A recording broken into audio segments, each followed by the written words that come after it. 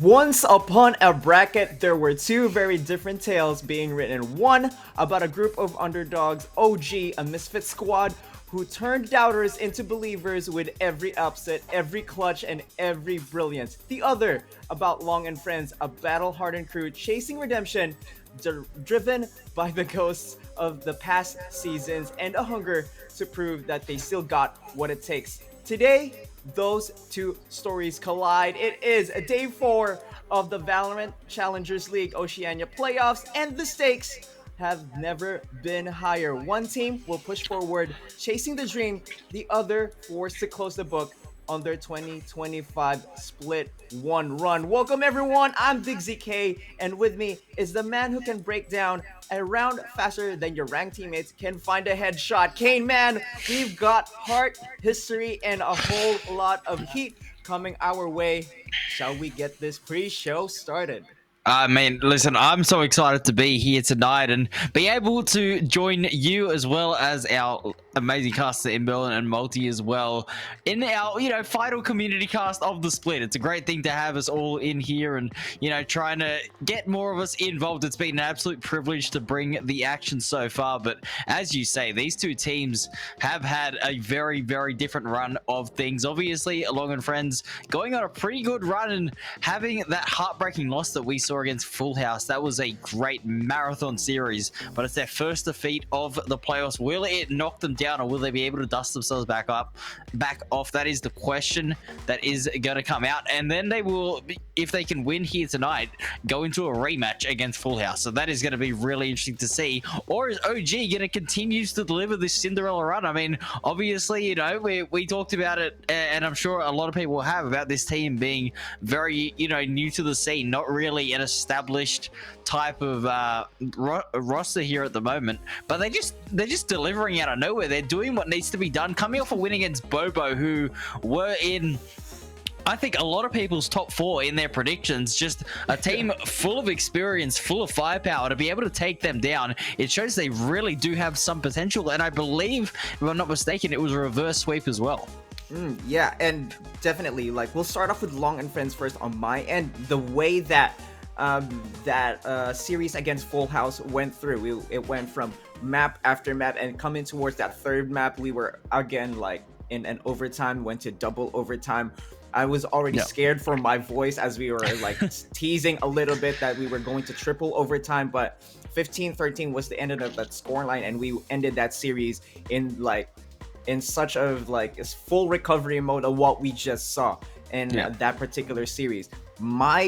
The interesting part though for me would be OGs, and again, as I discussed and had pretty much just give a hot take in regards to our podcast, Yap and Rap before. Again, on paper, this squad looks pretty much the weakest on paper wise, and here they are starting to beat teams that we were not expecting, from DXA, from Bobo, and now they're gonna be up against Long and Friends, and they still look like the underdogs here, but still, it doesn't give any definite situation on who's ahead of who because of these two storylines that we've had so far. Yeah, and I mean, listen, underdog story is it's the entire personality of OCE, right? We are the underdogs in pretty much all the esports if we're going around the world playing in events. So to be an underdog here in the region, they're pretty much just putting that on their backs and they are just running with it because they have had a phenomenal run. Now, obviously, they did go down in the first match of the playoffs to Full House, but since then they had a 2-0 victory against DXA as well. So and DXA, as we talked about, were a team that did have a lot of dangers in their own arsenal, but they put them away pretty comfortably in a 2-0 victory. And to be able to come back against Bobo of all teams as well, a team that was just absolutely full of experience, and the first map being a 13-4 victory, that is a comfortable win to start things off. To be able to come back and win 2 maps in a row, full credit to OG, who have absolutely earned their spot here tonight in the lower round 3, because I'll tell you what, it takes a lot of mental strength and a lot of natural talent to be able to pull off a reverse sweep. Obviously, you know, you get your map pick perhaps, and you can be a little bit more comfortable on it, but to still do it against a quality side in Bobo is really, really impressive. But Long and Friends, I'll tell you what, we can't ignore how good they have been, right? Yes, they did obviously go down to Full House, but they came back against Hornswogglers and they dominated last night, and we saw it. They had a phenomenal game on Icebox, and you can't talk about this team without talking about Mirza. He is currently, as it stands, the best player in the playoffs so far, individually rated the highest on VLR, and I mean, it's just down to his clutches. The guy just doesn't miss in 1v4s. And it does as well. Like, what good is a very talented player like Mirza in himself without his teammates as well, like Mammal and Mike and Kiss and Long, all of them really stepping up and to becoming the safety net of Mirza should things falter through for this particular player. But as I said before, in towards our predictions podcast, like Mirza has an interesting spot to actually go full send and go full nuclear in towards like three or two maps. And again, now that we are in the lower bracket finals, and now we're in the top four, I'm more excited to see on like how this full team can manage to just pull through in each and every single time.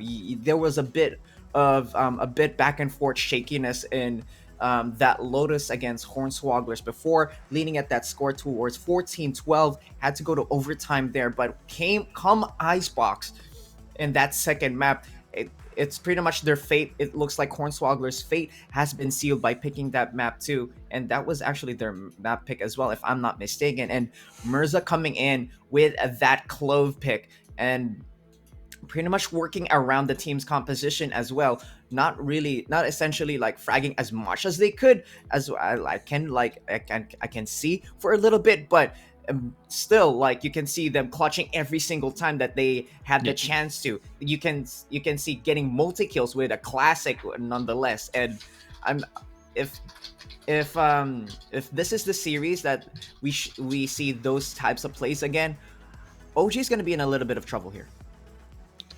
I mean, look, we did say they are going to be underdogs, right? And I mean, Long and Friends, the impressive thing about them, right, is we've been talking about the post-plant percentages and retakes and everything like that.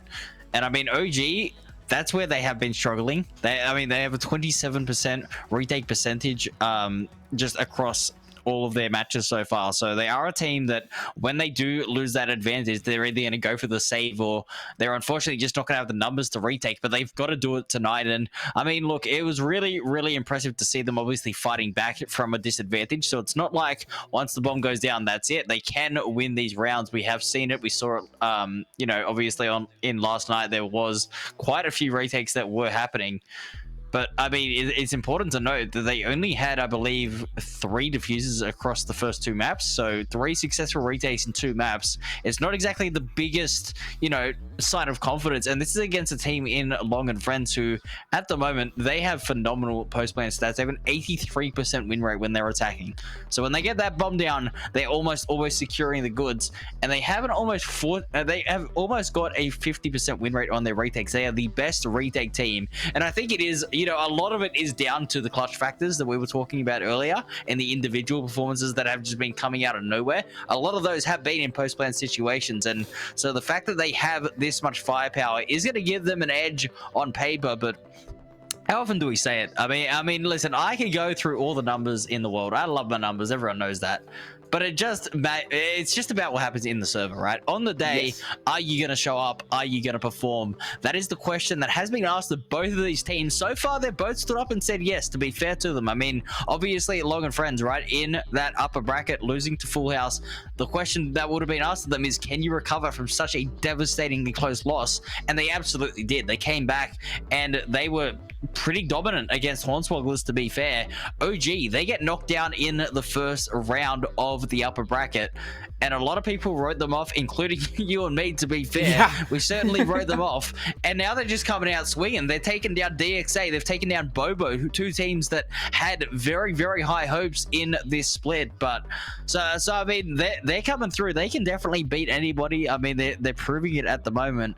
But Long and friends, I mean, you can't doubt this team, because you know what, this core roster, last time we doubted this core roster, it was last year in stage 2 when they ended up going to Ascension. So I can't really write them off, you know what I mean? Like, it's hard to do. You can't just say this team is dead and buried. So I think that both teams are going to have a lot of firepower, a lot to offer.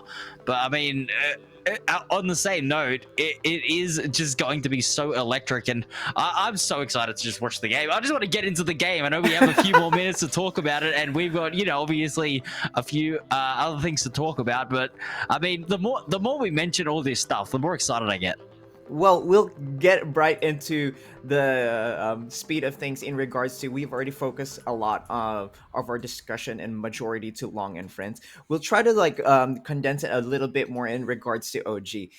We did have, as mentioned before, weakest team on paper, but then again, that comes in towards their advantages as well, and it looks like it actually has been, because what I feel like is a lot of these teams can actually just like brush them off and like cast them aside as a team that you can just like easily beat. But again, as a just a testament to everything with DXA, and even with Bobo as well from yesterday's games, that seems to like not be the case at all. And I believe one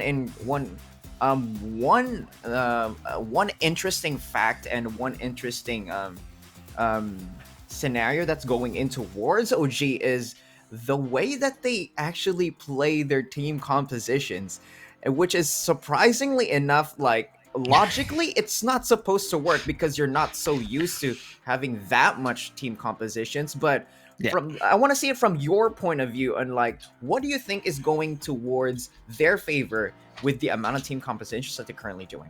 And you have more information with that too. I mean, as an analyst, I don't know how to analyze it. Like, I mean, that's the best way I can say it. I mean, this team just plays, they have played just for everyone to know. I'm not too certain on last night's maps, because on VLR, they haven't currently updated all those stats. But going into that match last night, they had played a different agent composition on every map. They have not played the same composition once, and that is extremely hard to anti-strat. I mean, it's extremely hard to predict. You don't know what you're going to come against. I think the one thing that Long and Friends can safely predict is that we'll be coming up against the Clove, because at the moment, Hoodlum / Naz, that's his name on Twitter. Like we discussed, it was like an inside joke with their friends, but he's going under the name Hoodlum tonight. And he is just phenomenal on the Clove. I mean, he just constantly pulls out their performances, mostly on Split as well. You know, that was a map that they have been looking extremely strong on, which they actually went down to Bobo on last night, which is really interesting to see. But, I mean, yeah, this Clove pick, it has been picked on pretty much most of their maps. I think that there is a couple of maps they haven't been playing it on, but, I mean, they play this agent that is kind of seen as like a ranked puggy type of agent that kind of is like a pseudo duelist, kind of, you know, has a little bit of value, but I mean, they're making it work. And at the moment, you know, I've spoken to a couple of the players in OG just to kind of get a feel for, you know, how they were feeling coming into the game. And I did speak to Naz, and he said, we don't really have that many strats. It's more about just playing the comfortable agents we're with. And it's clearly working, right? They're just sitting on their comfort picks. They're playing what they know, what they've trusted themselves to be able to do. And they're making a game plan around it, which is working. So you can't really hate on it. But I mean, in the same moment, I mean, if you don't have strats, the enemy team can't read you. So I guess it's working as well for them in that favor. So yeah, I'm really interested to see what is going to happen. But I believe we might quickly discuss some of the map vetoes just before we get into it, because these teams are really starting to, you know, get to the pointy end. We are about to send you over to the casters, but Diggsy, what do you think about this map sort of layout here? Because obviously Icebox banned away by OG, fair enough, but we've got Sunset on the board.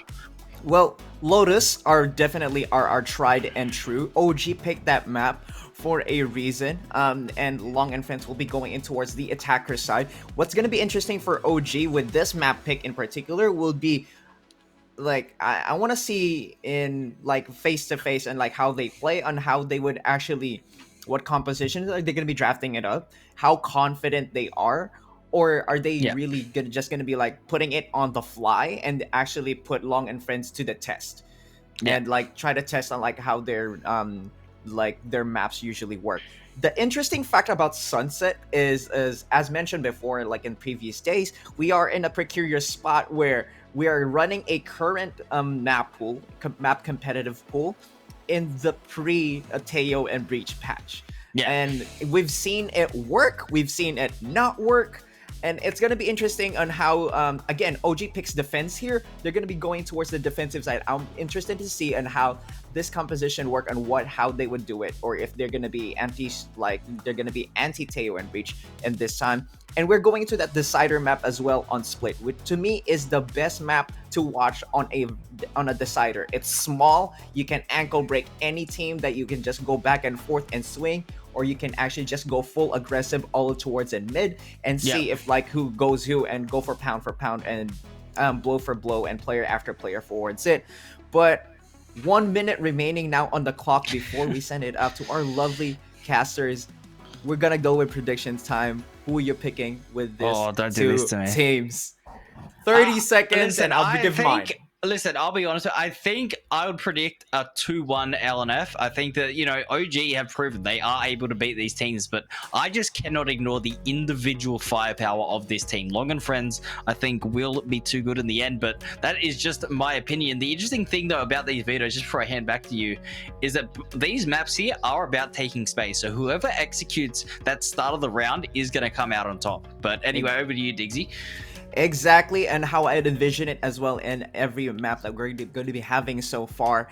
I'm going to be in the same boat as you as well in that 2-1, but I'm going to cast my brain aside and put my heart on where my mouse pad is. Give me an OG 2-1. Ladies and gentlemen, we're about to get in towards the games, and we are going to be sending it to you, to our lovely casters in Maryland and Multitudes. Fellas, are you hyped?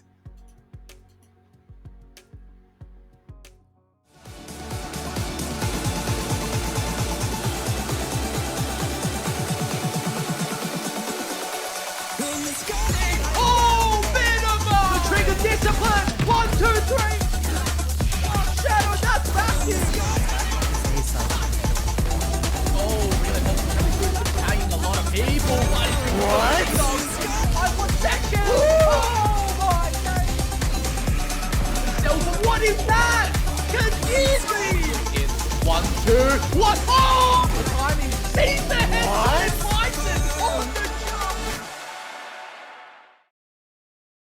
A beautiful handoff. Welcome everyone. It's going to be an exciting night, and of course, as we've already talked about, it is going to be the VCT Split 1 playoffs, lower semi-finals. Long and Friends up against OG tonight. Multi, it's an absolute honor to have traversed the last 4 days with you upon this path, and here we find ourselves at the Hell's Gate. I've even donned myself a little bit of a representative jacket. Look at this tonight, guy! just to celebrate a little bit, you know? How are you doing tonight? For that, I had to put on my denim. Thanks, Roland, for the handoff. I'm feeling good. I'm smelling good. That little cologne duo picture we did. But yeah, we're so ready to bring some action here. Right here, the final cast in the community kind of casters realm to bring us the lower bracket semifinals between Long and Friends and OG. We had a beautiful storytelling, the pre-show to just build the hype. And honestly, you're right. The more I listen to K-Man and Diggsy, the more crazy I think the stakes are between these two teams. Yeah, looking at the matchup, I mean, Long and Friends have been a long-standing, titan amongst the whole group stage. They came in second place in the Group B scene of things, 6-1, going nuclear as well. Just a short hair behind the two biggest titans that we casted last night, right? And OG have actually been that kind of dark horse. They've come through the lower bracket, defeated DXA, come through and defeated Bobo, which is probably the most surprising of all game of lives or match of life for the side of OG. And now they see themselves here with their, penultimate chance to take themselves into the grand final. Should they win tonight, they have to win one more time, tomorrow up against Full House to find themselves catering in towards that first 2 spots of the league, which is extremely, extremely exciting. I mean, here's the thing. First and foremost, Diggsy and K-Man already did their predictions. I think it's time that we also chuck our 2 cents in to this. Multi, give me your prediction. What do you think is going to go down tonight? Let me cook. Okay. Dark Horse buff going to the side of OG will bring the distance to a map 3, but I still think Long and Friends has what it takes as a consolidated effort, as a unified team, to be able to take away that map 3 and the win for themselves. That's my prediction. 2-1 to Long and Friends. I think it's the same as Dixie, I believe. All right. Look, you know me. I am an absolute connoisseur of committance. I am the guy who rolls the 70-30 trying to win that 30 because I'm all about the story and I'm all about the glory. I'm going to put it out there tonight. 2-0 OG. They're taking both maps with absolute dominating fashion, riding off the high and momentum of the night previous. Tonight might just be the banger that all of us have been hoping for and hunting for. I can't wait to get right in, and I'd like to follow up just a little bit more, right? How is it going to go down in between the maps? You know, Diggsy and K-Man had a great set of analysis put forth. I feel like, you know, either of us aren't full analysts, but we go with the feels, we go with the vibes, we go with the experience on how we've casted these maps previous. What's your take on Lotus that's coming up next? I think that it's gonna be okay. So I've just written it down, right? Lotus is OG's map pick, which you can see on here, and Sunset is LNF's. And based on my prediction, I think it's gonna be a bit of a swap. You know, OG is a bit more scrimmy from my understanding. The compositions are always different. They choose their feel good agents that they feel most personally comfortable with, and so from that perspective, it is kind of like a W rush aspect to be able to just kind of brawl and flow a little bit more, which I feel like Lotus requires a bit more of a tactical approach. It's 3 sites, a lot more channels, a lot more sound cues that can be triggered, and therefore might be a little different. And then LNF may lose the scrim type, that, you know, the rugby special that you love to draw analogies to in Sunset, and so maybe might go the opposite way. Yeah, I mean, I totally agree with you, but I have to raise a very, very important point. I'm not out here rolling the 70-30s ungrounded. That's a bad investment, okay? But I'm coming in here telling you why there is a chance, right? Here to convince the wider realm of why OG might just take this 2-0. The reason for this is they defeated Bobo last night on the exact same 2 maps. They took Lotus and they took Sunset 13-8, 13-7 on the exact same score. Okay, that's a defeat that's not just close, it's an absolute landslide. When you lose Pistol and defeat him 13-8, 13-7, it's not the same. You know, they definitely have what it takes. And secondly, here's the take, right? OG selecting the map pick for themselves, I feel like they're playing a comp. You know, we've seen them play Clove, the Tejo Breach, and the Raze, right? That kind of quad man push is extremely strong, and it fits their style of that W keying. And we all know what kind of teams get a run for their money when they're kind of coordinated. LNF are a coordinated team, and we saw it in E-King 2 nights ago, and Hornswogglers came in with that W key comp, and they almost won. They took it to map 3, and they lost 13-11. And I think OG, off of the momentum previous on last night, are going to be coming in on their horses riding full gallop, and they're going to absolutely smash it. I have faith. It's going to be crazy. It sounds like it will be absolutely a banger in either case, right? It's so hard to really predict, and I feel for Diggsy, K-Man, and us two casters here on screen in terms of trying to do predictions, because you go for the tried and true, the one who has been established. You know, the rosters that have established themselves in the many months and years in previous, or the upcomers, the dark horse kind of aura that they bring in. It's so hard to. It's almost like flipping a coin right now, to be honest. Yeah, flipping a coin is probably the most apt description for sure. And, I'm not even sure how it's going to go down. But, for me, I am all about those monumental winning moments. Those things that, you feel like 10 times out of 10, only one of those possibilities is going to come true. And when the stakes are at the highest, this is where I believe the underdogs tend to perform the best, and complacency tends to kill the cat on those overperformers, right? Like LNF are so dominant, E-King are so dominant, and I think E-King had a close reminder, early on the playoff stage that, hey, you can't get complacent here. You almost lost and fell to lowers, frankly speaking. And same thing's going to go for LNF here, but the problem is there's no lowers after this game. This is the do or die match between both of these teams. And, at the end of the day, Lotus is your 3-sided map. It's a really tough defense map, especially if you're dealing with a team that loves to W key, swarm a site, push in like a spear through the night, right? And I feel like that's exactly what OG are planning on doing and are aiming to execute. LNF, I'm not too sure, are going to be exactly ready for what's going to go down, despite there being tape last night on being able to review on it. So it's a huge caveat. Obviously, everyone's commotion and opinion about this series is going to be LNF favored because they've been just so strong. The individual firepower, like K-Man mentioned, is just so insurmountable that it's hard to make an argument for the side of OG. But there's one crucial factor about this game. It's that usually Valorant wins for different teams are not because they are a team of champions, but because they are a champion team. They need to work together as opposed to working separately. And I do believe OG have what it takes.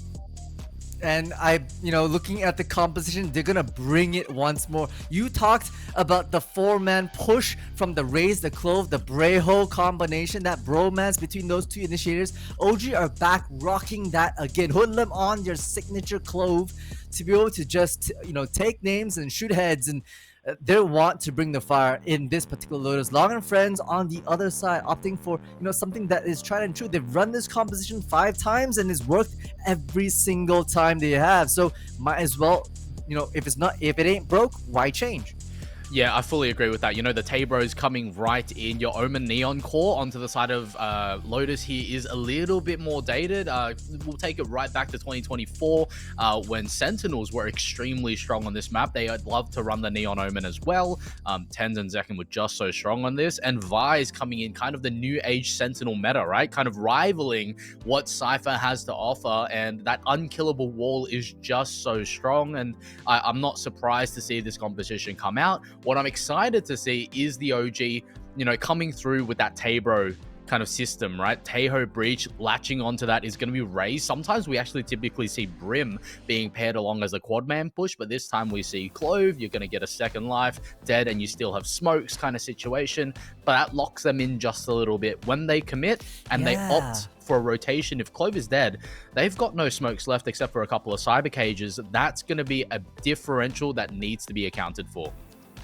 And that's the thing on the defense playing that Clove, right? If it does go down, you hope you're kind of in the middle. 3 sites across this map is really quite wide, so I don't really think that Clove can hit those peripherals. Like, even if you drop down B, I don't think you're gonna get tree at A side. You maybe barely can get that C main entrance, but that's gonna be something that LNF are gonna be definitely looking on hard to make sure that they bring every advantage to every fight. Yeah, this is going to be an absolute banger. I feel like this pistol round is going to be a huge showing based off of what each team is going to be walking up towards and who's sharp and who's blunt tonight. And it's going to be Scram instantly looking to take that orb. A massive push towards the defenders on the A rubble side of things. It's typical that we see a lot of the time, but the push forward from the side of the defenders can be Scram, and the relay ball looking to find a little more here, but it's going to be Zeno all finding kills, but Kiss answering back with a couple more here, creating that man advantage for the side of LNF, and this is the start that everyone's hoping for, in this case for the side of LNF's fans, and 2v3 is the scenario, and it's all up to OG, but now it's all up to Mikey instead. A 1v3 scenario looking unlikely, but not impossible just yet. Timing is of the essence, and Mikey needs to find a little bit of an advantageous first fight. And that dark cover already sequentially stopping them. You'll be looking at Long and Friends here with a possible first pistol already just in a matter of seconds. Yeah, I mean, the trades were so beautiful. And Mikey trying to make a hard situation work, but even gets spotted out by that Arthro. So gonna be a bit of a spam even before that Clove Smoke comes out to claim themselves that first victory on the board. Yeah, 100%. It's going to be a bit of a crazy one. I feel like that was a lot of fighting just in a short matter of couple of seconds as everyone fell like flies. But at the end of the day, Kiss coming through sharp and Deadeye like. It's going to be 3 kills for them, which means 3 ultimate orbs towards that from the shadows. Probably one of the strongest maps to utilize this ultimate is Lotus for the side of Omen. Typically speaking, it's a lot weaker on those 2-sided maps, but with a 3-site with a deep spawn from both sides, you get crazy ults to come out. And OG kind of banking, you know, they're going to be on their save round, doing a little of a group project there at A3, hoping that, you know, they can use those short range to their advantage. LNF taking a bit of a breather, you know. This is very common for round 2. To be fair, Merlin, you know, we've seen some crazier round 2s where, you know, they go for that that stinger rush. That's not today though. I'm sure we'll see at some point in time. I'm so sure we'll see at some point in time. Yeah, I'm sure we'll see the BUWW, also known as the buy-up will win, you know, scenario come through. But it will be a bit of a, you know, tea party in towards tree. It's going to be. Oh, this is interesting as the fault line comes through. A little bit of a stun coming in, but no committance from the attackers here. It's going to be LNF. Oh, Mikey in a great position, and the domination here can be first on point, but Mammal instantly finding the shot, of course, and the Shroud step right into the site free of charge. A charitable offense, as I typically like to call it, with the stairs plant, which is open towards that mound angle. A perfect situation for the aftershock to come through on the breach's side.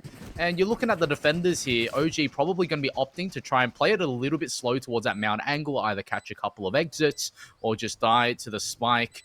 But I'm not so sure that that's going to be happening. Mammal might be in place to find themselves in a bit of a dire strait or a triple collat, which would be pretty massive. One, almost a second, and a third. Mammal getting 3. Oh, it's free of charge. You might as well call yourself the Red Cross at this point for the side of OG, as they did find absolutely everything, but that's going to be happening here as Mike takes the final ulti orb off of OG's heart and blood. That's LNF with 2-0. Heartbreak. Honestly, OG really tried their best. They had a triple stack, but I think the Clove, which was Hoodlum, just stepped out of position to maybe deploy a smoke and was therefore caught out of place. Mammo just mowed them down. Ace denied right at the tail end. And only one, at the very least, to deny that flawless, but Lost and Friends should be very happy with that round. Yeah, I mean, look at the ultis. Scram is 2 away right now. That is just absolutely massive for this round, but Mammal is also 2 away from the Armageddon, so it's equal odds on both fronts. 2 different sets of ultimates, but both just as effective with the Armageddon and the Showstopper. And you're looking at LNF instantly looking to charge toward that C side of things. They know it's a bonus round. They want to hit it hard and fast, and it's going to be all onto OG to defend just a little bit, and this Odin spam might just be catching that plant perfectly. But it's going to be all up to Hoodlum here to first point of contact. Long needs to get spammed up here, but it's a little bit too high. Mikey can't find the angle as the plant goes down free of charge amongst the bullet storm. And OG in a 5v5 retake here. Onus on them to find a little bit of action, but I feel like this is going to be a lightning cast very soon. Action going to start to go down very, very, very quickly here. And it's going to be Scram instantly first point of contact. The Spam's going to come through somehow. A 1-for-1 trade as Kiss finds one. Scram's going to be answering back again as that ultimate comes through. Showstopper answering absolutely no calls. But it's going to be Mazzino still somehow finding a kill on that spray there. A little bit of nervousness coming through. Mercer answers right back. It's going to be Mikey with another spray down a second. Coming in from the side of Mammal. It's a 1v1 and the spray's just too good through the smoke. 3-0 LNF.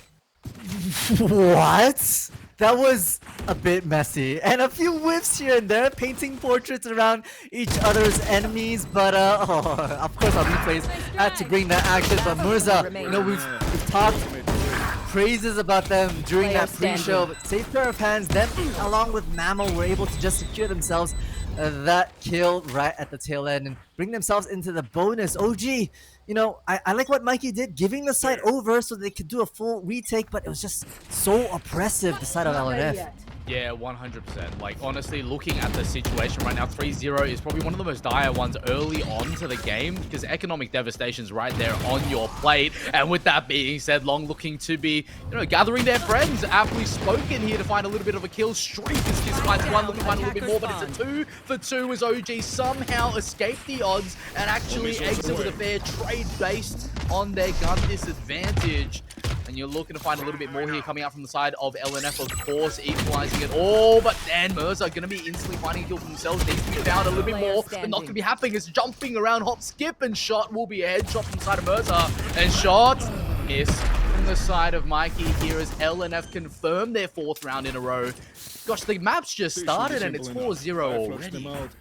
Yeah, it's less than 10 minutes and we're already at round 5. Honestly, great IGL shot calling from the side of LNF. They did that 1-2-2 kind of default, and the moment they felt so much pressure coming up from A, they regrouped and held their long-range weapons against that anti-eco arsenal from the side of OG. So, good trades, good, calm and collected response against a bum rush that came up from OG. I can't deny them that was probably their best strat as well. Yeah, it's going to be an absolute banger for sure as we're walking forward straight onto C-Mount once again. It's the attackers, Heavenly Haven right now looking to find this position. It's one of their favorites, of course, as A Rubble's incrementally harder to deal with, of course. Spam coming in, Mikey looking to put on their best Celsius cosplay right now as they're just walking straight through into the headshot. Hoodlum going nuclear. A couple of headshots instantly found. Narrowly escaping that Armageddon is going to be Mikey as they push forth the neural theft, looking to find a little bit more here and ascertain exactly where the positions of the attackers are. And that's going to be already 1 on A discovered, 2 on C. They need to find more. Somehow Mikey and Kiss again just handed kills 1 and again. What is happening from the side of LNF? Just getting handed freebies right now from the side of OG, and all of a sudden, in a 5v3 scenario, OG hand back the ball into the court of LNF, and we look at ourselves in a bit of a lull state. Oh, Kiss is having the perfect lurks, just being able to at least get 1 and away with their life, remaining as a solid threat towards the rest of OG. Look at the positioning of the defense right now. They're paranoid beyond, and Omen is the perfect character to instill terror onto the defense. Yeah, Mazzino needs to find this angle instantly, and Kiss cannot be allowed to just roam up so quickly. Timing! Timing! It's going to be Mazzino instantly falling back a little bit here. Scram looks to find a little bit more. The fault line comes in. Needs to find a shot. Not happening as long as Kiss all find value for themselves. Gun out, not happening as Mazzino finds a bit of a freebie for themselves. It's almost looking like free samples, just being traded upon both teams at the moment as Long and friends now find themselves in a 2v1 scenario and Mazzino needs to clutch or else they fall to 5-0 and this map is already at risk. If that becomes the case, 1 kill not even going to be found despite the low HP as Mazzino falls. That's going to be 5-0. LNF seriously dominating fashion on Lotus. Yeah, it got really close, especially with the Odin and the crossfire coming up from Hoodlum. Just quick shots, avoiding that, that ultimate as well. But the relocation from Kiss with the From the Shadows, just calling the rest of the team, then not even going to A, heading their way to B for the plant with as many angles to cover. OG didn't have the people to clear all the different, entrance ways to B. Yeah, and we knew that OG were coming in, not as coordinated as a typical, high echelon VCT team, right? They have been priding themselves on that chaotic, thriving under the madness kind of play style. And we see like a couple of mental frames, possibly something a little bit, where they need to get comfortable in the do or die scenarios, because right now they're trying to play disciplined and it's not working out for them, just like it isn't working out for Niley right now as Mammal finds a free headshot across. Mikey's been here more than once before. They're going to take that trip down but not walk in, which is smart from the side of LNF as they don't want to be buggied right into the back. As you look at multiple members from the side of OG rotating over to C, but it's all a ruse. LNF have retreated back to their spawn, and it's all on Scram, triggering the wall, walking backwards, just a second lease of life there. Oh, smart play, they're going around trying to bait each other's kind of sentinel utility, but Scram's caught him in a tough corner. No one's there for support, and the jump peek from Mirza is disgusting! That's just going to be a one and done instantly, but in this case, it will be a none and done for the side of Scram, and likewise for the side of Hoodlum. No shot's going to be even landed, not even close at this point, and we're on the cusp of another 6-0 scoreline. I mean, this is not working out for the side of OG, and you have to remember, this is their map pick, and it's going to be all up to Mikey. Lucky not going to be finding anything there as Mirza cements that hat-trick for themselves, gets the overdrive online ready and waiting alongside that rolling thunder from down under. This is looking a little dire for the side of OG already. You know, Merlin, I think back about one of the stats that K-Man dropped, which was the fact that OG in 2 maps was successful with 3 diffuses, and it felt like, you know, we're kind of seeing a similar resurgence here, and not really able to get the trades with their anchor folks on the site. So they can't successfully whittle down the attacks, and when the plot finally comes down, are just unable to have a crack at it. I mean, I think the closest they ever got was that round number 3 with that C take, you know, where they were able to do a 5v5 retake. But once again, LNF so coordinated with those trades and those utilities. Yeah, and the timeout coming out from the side of OG, I mean, I won't lie, this is probably already 2 rounds too late coming through for him. Being down 6-0 means you pretty much have one road back in to get back to even on this half, is to win 6 in a row yourself. And, you know, based on how the team composition comes through from the side of OG, that's probably not going to happen, right? You'll have a very forward-facing, frontline-based composition. You don't have that stall power besides your Cypher. You have no slows coming in. You've only got salvos and a breach to come through, but we haven't seen a single bomb plant denial come through from these members because they blow their utility too early, and then Long and Friends take that timing to instantly execute onto a side, and OG have no reply. Yeah, no reply at all. It's a bit hard to watch at the moment. OG opting for a bit of a gamble. Spam through Scrams, able to get Kiss offline, and they backtrack. This is the right move to be able to hold their player advantage. Yeah, I mean, this is absolutely so important, but Mikey needs to be the crucial point of information. Oh, that's going to be the first headshot instantly landing for them, and maybe a breeze of relief coming through from the side of OG. They find themselves in a 5v3 scenario, and all they have to do now is just not hand it back over on a silver platter, just like Mikey is looking to gear that peak on a double. But Mammal, walking forward, instantly finds the headshot there. A good shot from him, and they need to find a little bit more to even up the odds, as Scram is a strong gust to win from falling. But we're still in a 4v3, as that's going to be the rolling thunder from down under. Committed here, no chasers, but just getting absolutely everyone out of the site, getting that for themselves here as Long gets a free plant down with the spike. And it's going to be a 4v3 retake here, as it's a 2-2 split towards it, as the paint shells instantly clear pit, and Mammal's going to be pushing forward alongside the fault line. Gets absolutely capitalized upon. I need to find a little bit more as Mike finds one. Salvo's coming down. It's going to be Long instantly taken down as a steel guard and Committed, but Niley finds the headshot. That's going to be the first round for the side of OG.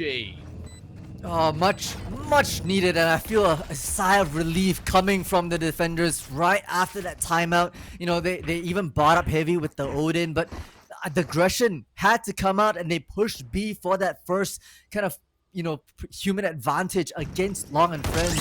Finally managed to put one on the board. Okay, things are looking a little... Okay, I don't want to overpaint it, you know. They still have 5 more rounds to be able to tie it up. Let's be real.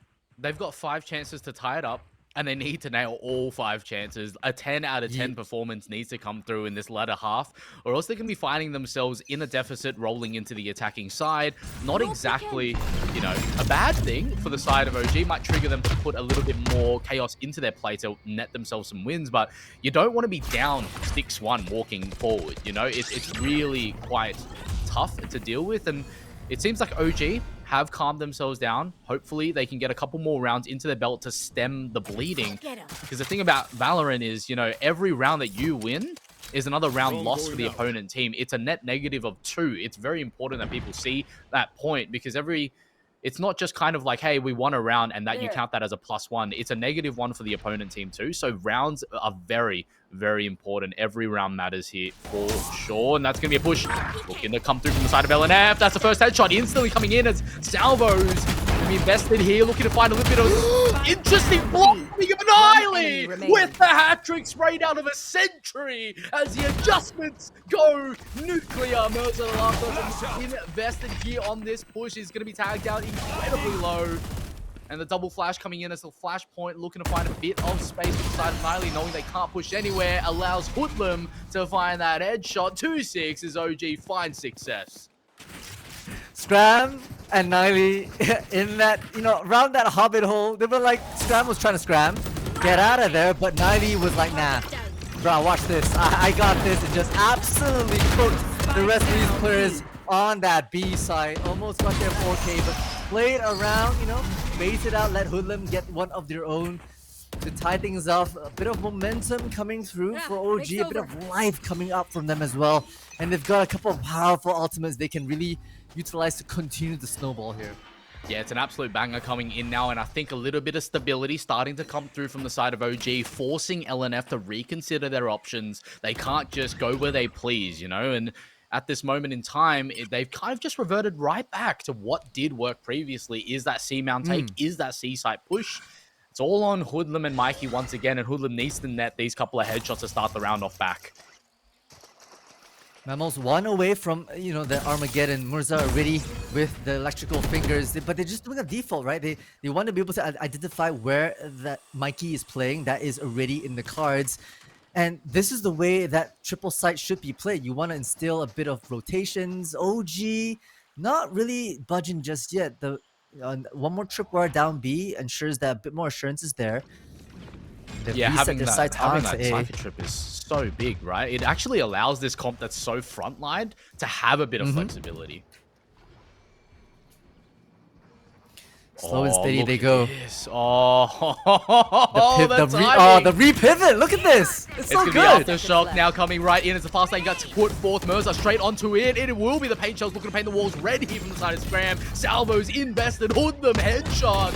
It's going to be all onto him as Hoodlum gets the second lease of life here as Mammal and Long. We put forth, looking to find another kill. It's going to be Mazzino looking to answer back as Hoodlum gets the revive. It will be a 4v2. It's all on Long. That's all she wrote. Hoodlum with a hat trick with a revive in the midst of it. 3-6 for OG. The round the world trick unfortunately didn't pan out. It's with Scram coming out with Showstopper just instilled way too. I don't think it connected, but it was just way too chaos. Plus those those bombs coming out as well. You just get Hoodlum turning themselves a bit online after the timeout. You see the disgusting hospital fix from all these players. OG are starting to really showcase why they have that, dark horse run that we've been seeing so much so in these playoffs.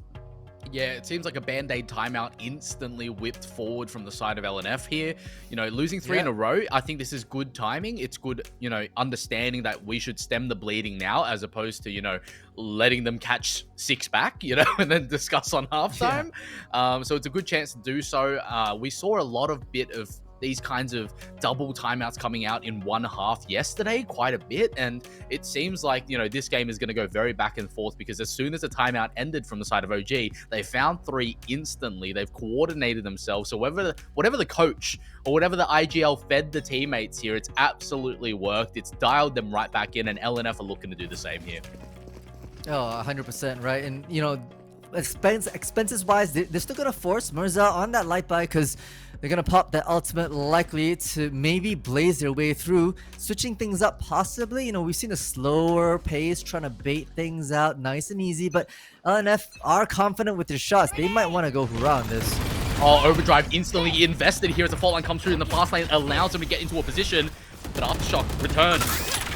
And it's going to be all about the electric fingers here, but Long is actually going to find the first kill here through the smoke, if I'm not mistaken, through that cover that came through from the side of Clove. And this is going to be interesting because Murza putting forth that instant overdrive means that after the nerfs, it's not up anymore. And all that's left in the hand of this Neon main right here is going to be the Frenzy. And I'm not too sure that's going to be enough, but it will be the entry regardless.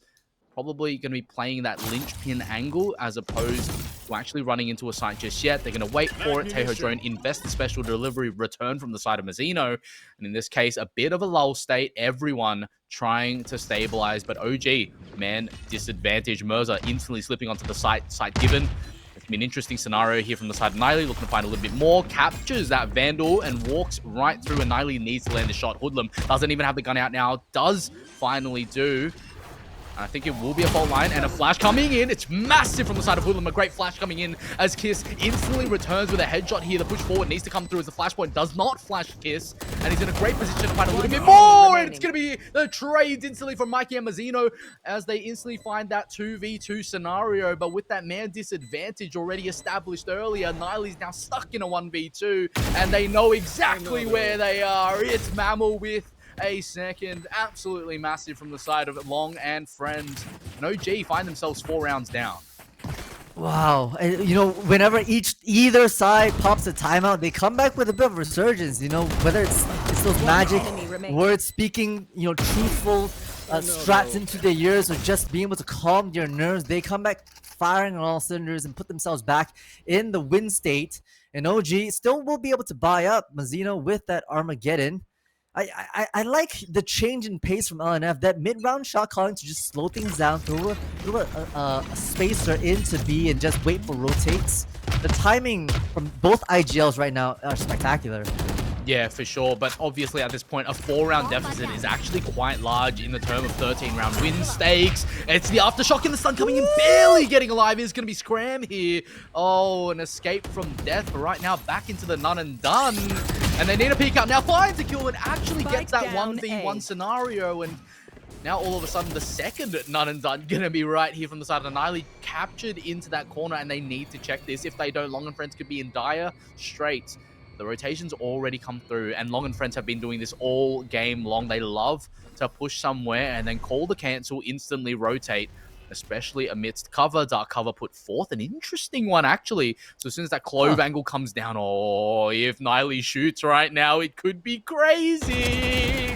Oh, almost finds the headshot there, but probably one of the most crucial mistakes that's come through, a whiff that might just cost them. And it's going to be a site committed to here in a 4v4 scenario as OG want to take it slow and disciplined, but they need to be chaotic. It's going to be Hoodlum instantly finding it, and the relay bolt is actually going to be hitting. They actually find a second there as Mercer slides forward. Mazzino captures that kill immediately. Oh, Niley all on hit. It's 3 alive to the side of OG after the dust settles. LNF find themselves 1 round down from previous. And the readjustment from OG, right? Knowing that mid-round shot calling, as long as you don't break any trips on that C side, on that B side right now, which are pretty well established, you can kind of hold more players on that A and call the bluff that Long and Friends were hoping OG would fall for. Yeah, and you know, only being 3 rounds down now, it's definitely playable, but ideally you want to take that 7-5. It sounds a whole lot better than 8-4 if you're asking me. And that fault line's going to be the recipe to success. The fault line comes return on the backside of Long and Friends as well as a Salvo and Paranoid put forth, but somehow Scram still finds the 1 and done here. But this, with the free transfer of a lifetime, finds that 3rd. It's a hat-trick coming forth. The man advantage solidified for the side of LNF, and they get to go where they please unless something absolutely catastrophic happens. Oh, it's going to be awful. And Hoodlum! 4 kills! 5-7. Switching sides. I have no words. I have no words. Hoodlum. I was gonna talk about how Hoodlum had their resurrection as well. Maybe it was a 3v3, but hey, those words just stolen away from me with the lineups and just be able to get a nice quick 4K. The battle ensues on that A side, and OG had a miraculous turn-up. Look at these heads just absolutely lining up like pinballs. That's... I think I need to go to the doctor to check my vocal cords. You can't be doing me dirty like this on the first half. You know, my blood pressure can't handle it. You know, that is just ridiculous. Play after play, we see Kiss pulling a heroic, and then we come back. Hoodlum just drives the bullet straight through the heads of 3 people in 1 spray. It's insane. Yeah, Hoodlum leading the scoreboard of their team almost twice, like 15 kills. The next person's 8. I mean, they're absolutely carrying the entire team on their back, and everyone's supporting them as well, to say the least. Oh, OG, Mikey running forward, looking to get that cheeky little run and gun scenario, but 4 members can be chasing them right down. but got even out somehow, but Nice. Mirza escapes the lease of life there as Malwell covers. Will be Niley capturing Mike on the back end side of things, so a 1-for-1 trade, and they get the side. I would take this as OG's success story, and it's going to be a second. Hoodlum just can't stop missing. It's absolutely diabolical. They continue the reign of dominance. How does Hoodlum keep doing these magnanimous, majestic maneuvers that just keep coming through and scrambling the confidence riding off of Hoodlum's success? Gets the pistol. OG are in form. They are in form. You know, we talked about the momentum gain, the confidence building. You just see Hoodlum absolutely feeling their shots. And I'm going to call it when I see it. You know, Long and Friends walking out with knives sometimes. I mean, you don't be doing that, yo. You don't be doing that. You have to presume that all these players are covering every single angle, and doubling up to get the trades was so crucial on the side of Mirza. Dropped the ball, could not, you know, avenge their Kali kiss. Yeah, 100%. And we knew that OG had that attacker-sided comp, and this map is attacker-sided to say the least as well. So, you know, hope starting to build, horizons are starting to set. And we're looking at OG being on the back end side of this with a major comeback to come through. Ball line invested, Scram in a bad position right now. Gets traded forward, but what a spray from the side of Hoodlum again as Mazzino finds success. Aftershock invested right now, and they need to find a little bit more, but it will be Hoodlum finding that headshot instead. Scram with a massive spray through. They don't even need to see enemies anymore as OGs become the originals of Lotus. As Mike in a 1v5 scenario, we're on the cusp of a flawless round, and that gets solidified again from Hoodlum's dynamics. It's going to be 7-7, and from the cusp of a 6-0 performance, the OGs even it up. It's already tied 7-7, and Hoodlum already has their ultimate up online by the third round of this second half, which is absolutely ridiculous. You know, like, to be able to just step up and help that team along. 21 kills already. Whew, there's just so much to bring. But LNF, this is their time to really show them what they're made of. You know, a bit of a default approach, taking that A space, and OG have their sights set somewhere else. Oh, geez, that's otherworldly. You know, what a performance coming out from the side of OG. That W key system, the protocols coming out. I mean, honestly, maybe the protocols from the lack of protocols coming in is really throwing LNF off, right? And we're looking at LNF now, looking to, you know, scramble up a third round buy, play this bonus out, and Mike's going to be instantly finding that kill. Hoodlum at this point just getting so confident. He's going to be walking in for free as Mirza actually falls on the opposite side of the map. Mikey capturing a crucial headshot. Sheer now invested as well. And you're looking at a point in time where this bonus is actually playable from the side of OG, right? We always discuss this all the time when it comes to bonus rounds. Every 1-for-1 trade is in favor of the team that has a lower buy, but it's going to be a 2-for-0 in this case, as all of a sudden, in a matter of seconds, the caster's curse comes through, instus. And you're looking at a 4v2 scenario here. It's looking a little bit dire for the side of OG. The jump around from the side of Kiss as Niley finds one. Needs to find a little bit more, but Kiss can be finding that second one for their troubles. 8-7. And LNF get their round back to put themselves in a lead. Yeah, you know, the win con that we talked during the pre-show is starting to evolve here for the side of Long and Friends. The thing about Hoodlum is if you die on that close, it kind of limits the attacker side to say, okay, we kind of need to stick around C or maybe B in order for your smokes to be effective. And as long as Long and Friends think about that as they move around the map, that might give them a bit of an advantage. But, you know, that bonus, not too surprising. Going over the side of LNF, these are effectively 2 times making the way through. Is that an Odin? No, it's just a spam with a Guardian. Was that? Yeah, I do believe so. Straight through the wall. Mirza capturing a headshot, looking to return one back, but doesn't get the honor to do so. And you're looking at OG pushing that initiative, right? On towards that A rubble, forcing out a lot of util. And they're going to be coming right on through as the paint shells come in as the fault line also connects from the side of Mike. A little bit of an arc rose coming through, but the site's already compromised from the OG side of things as Scram just continues. Levels of dominance unforeseen as a headshot through the wall clips a couple straight through the skull of Mike, and we're looking at a 4v5 retake. Mirza, low on the HP side of things, is at 51, pseudo 80 if you want to call it that. But OG Mikey still going to be fighting another one for their troubles here. Someone sitting in the smoke. The timing is absolutely perfect from the side of Hoodlum. I think they're going to walk it together. Spray, can't find anything there. Scram's going to be answering right back to on that wall, fighting kills themselves. Scram's going to find that hat-trick as Mirza. The answer's right back despite being on low HP, but there's no time left. Opting to save in a 1v3 as the HP is low. This is another win for the side of OG as they clap back after the bonus, find themselves 8-8. Boy, do we have a game on our hands. Oh dear. Wow, what was it, 5-0 at the very start of this? Now we're still tied back up 8-8. It's been a checkerboard of a scoreline when we hit that second half. And honestly, kudos to Mikey as well, you know. Not a lot of kills to their name, but starting to be that annoying sentinel that lurk up mid, and getting Kiss right off the bat was just, it just instilled so much confusion on the defense during their retake. They scrambled to try to push the smoke and they were punished for it. Imagine going 7-5 and then losing 4 rounds and you need to reset mental instantly, right? You're actually just even calling the timeout now means there's something that's disjointed in their communications. There's something wrong with their execute. There's something that's not working out that they need to immediately resolve because they see the future panning out in a dire manner. And OG have a chance to take this extra time out for themselves to re-strat, to re-put on the what they can do to facilitate Hoodlum, to just keep nailing these kills again and again and again, right? Hoodlum's going 21-13. Like, yeah, put the team on your back and run with it, you know? The guy's Usain Bolting while deadlifting at the same time. It's incredible.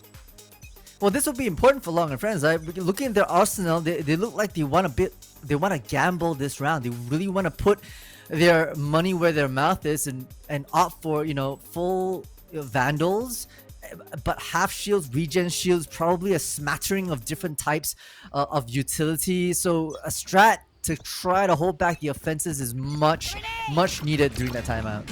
Yeah, and it's just going to be instantly coming right back into that cheeky little kind of 3-2 split coming in from the side of OG, but you look at LNF, the adjustments instantly coming through. A C-mount push out from the side of Kiss, looking to find an advantage there, but unbeknownst to them, advantage not found at all. They're going to be obviously confirming, hey, it's probably not going to be C. We can probably chuck a couple of rotations back over towards A side of things. But at the end of the day, OG are that kind of team where if they want to go into a site, they're going to charge 5 men straight through, right? And a lot of the time, if you don't pick the right site off the bat, it's going to be a tough retake instantly coming through from the side of OG, and they need to bank their coins correctly here. And looking at OG reconsidering, Salvo's now reinvested, which is an interesting play. She is towards B, kind of playing the same role. Oh, timing from the side of Kiss. Kiss is going to hear it all, I think. They're going to find the play, hear the play, and it's going to be all on Kiss. But the Paranoid coming out as Shroud Step going to be taken right back means that they know, and they're going to be calling the rotations instantly over. Showstopper now invested. They need to find a little bit more as the Razorline comes out. Not going to be happening. 30 seconds But maybe left. another cancel coming through, and because look at Mikey. Look at Mikey's position, already crept up A. It's all a ruse. It's all an absolute ruse from the side of OG. They played it perfectly here as they bottomed themselves right onto the side. Oh, Mikey finds a kill in spawn as a neural step gets invested. Oh, it's 10 perfect. seconds left. As the plant starts to go down, aftershot doesn't reach. Oh, you can't be asking for anything better than that as Long finds a crucial kill straight out. Walking through, needs to find it. Will be Hoodlum, absolutely crisp and ready, hot and spicy as we see Long answers right back. And that's going to be a huge fault line and a Rolling Thunder from down under instantly coming in as Long finds a hat-trick. Not only answering back with another headshot, it's going to be Hoodlum finding something more here as Long falls.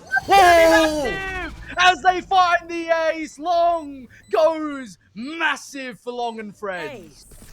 Holy, Long was first on that scene, last to stand here in this clash of 5 members, 5 Titans all battling around that B site. It was a round the world take, you know. OG made their way on A, claimed that orb for Scram, so the Showstopper was online, scared Kiss out of position on C and pivot their way on to B. But these hero plays, Long just absolutely feeling it. Individual players are standing up to bring their team across the finish line. Yeah, honestly, how many of those can you pull out though? That's how the many main point. You know, Long is just so good. And we finally see them come straight online, finding themselves with an ace in the round. And as good as that is, they find themselves with 6 ulti ults, means they're one away.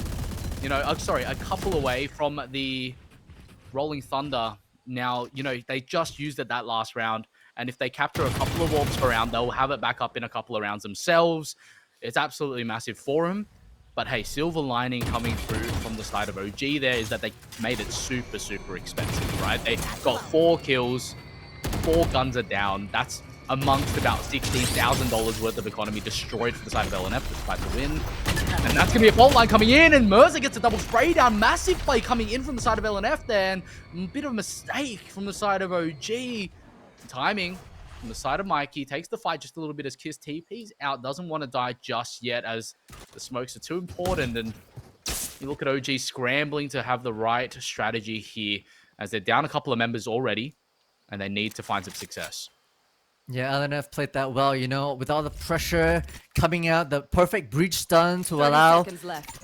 Mirza straight into the tree, just gutting them down, and then the push up from mid to be able to destroy some of the assurances deployed by Mikey. This leaves them, OGs, to have to regroup up for that A hit. 18 seconds, not much time, and LNF know exactly what's happening.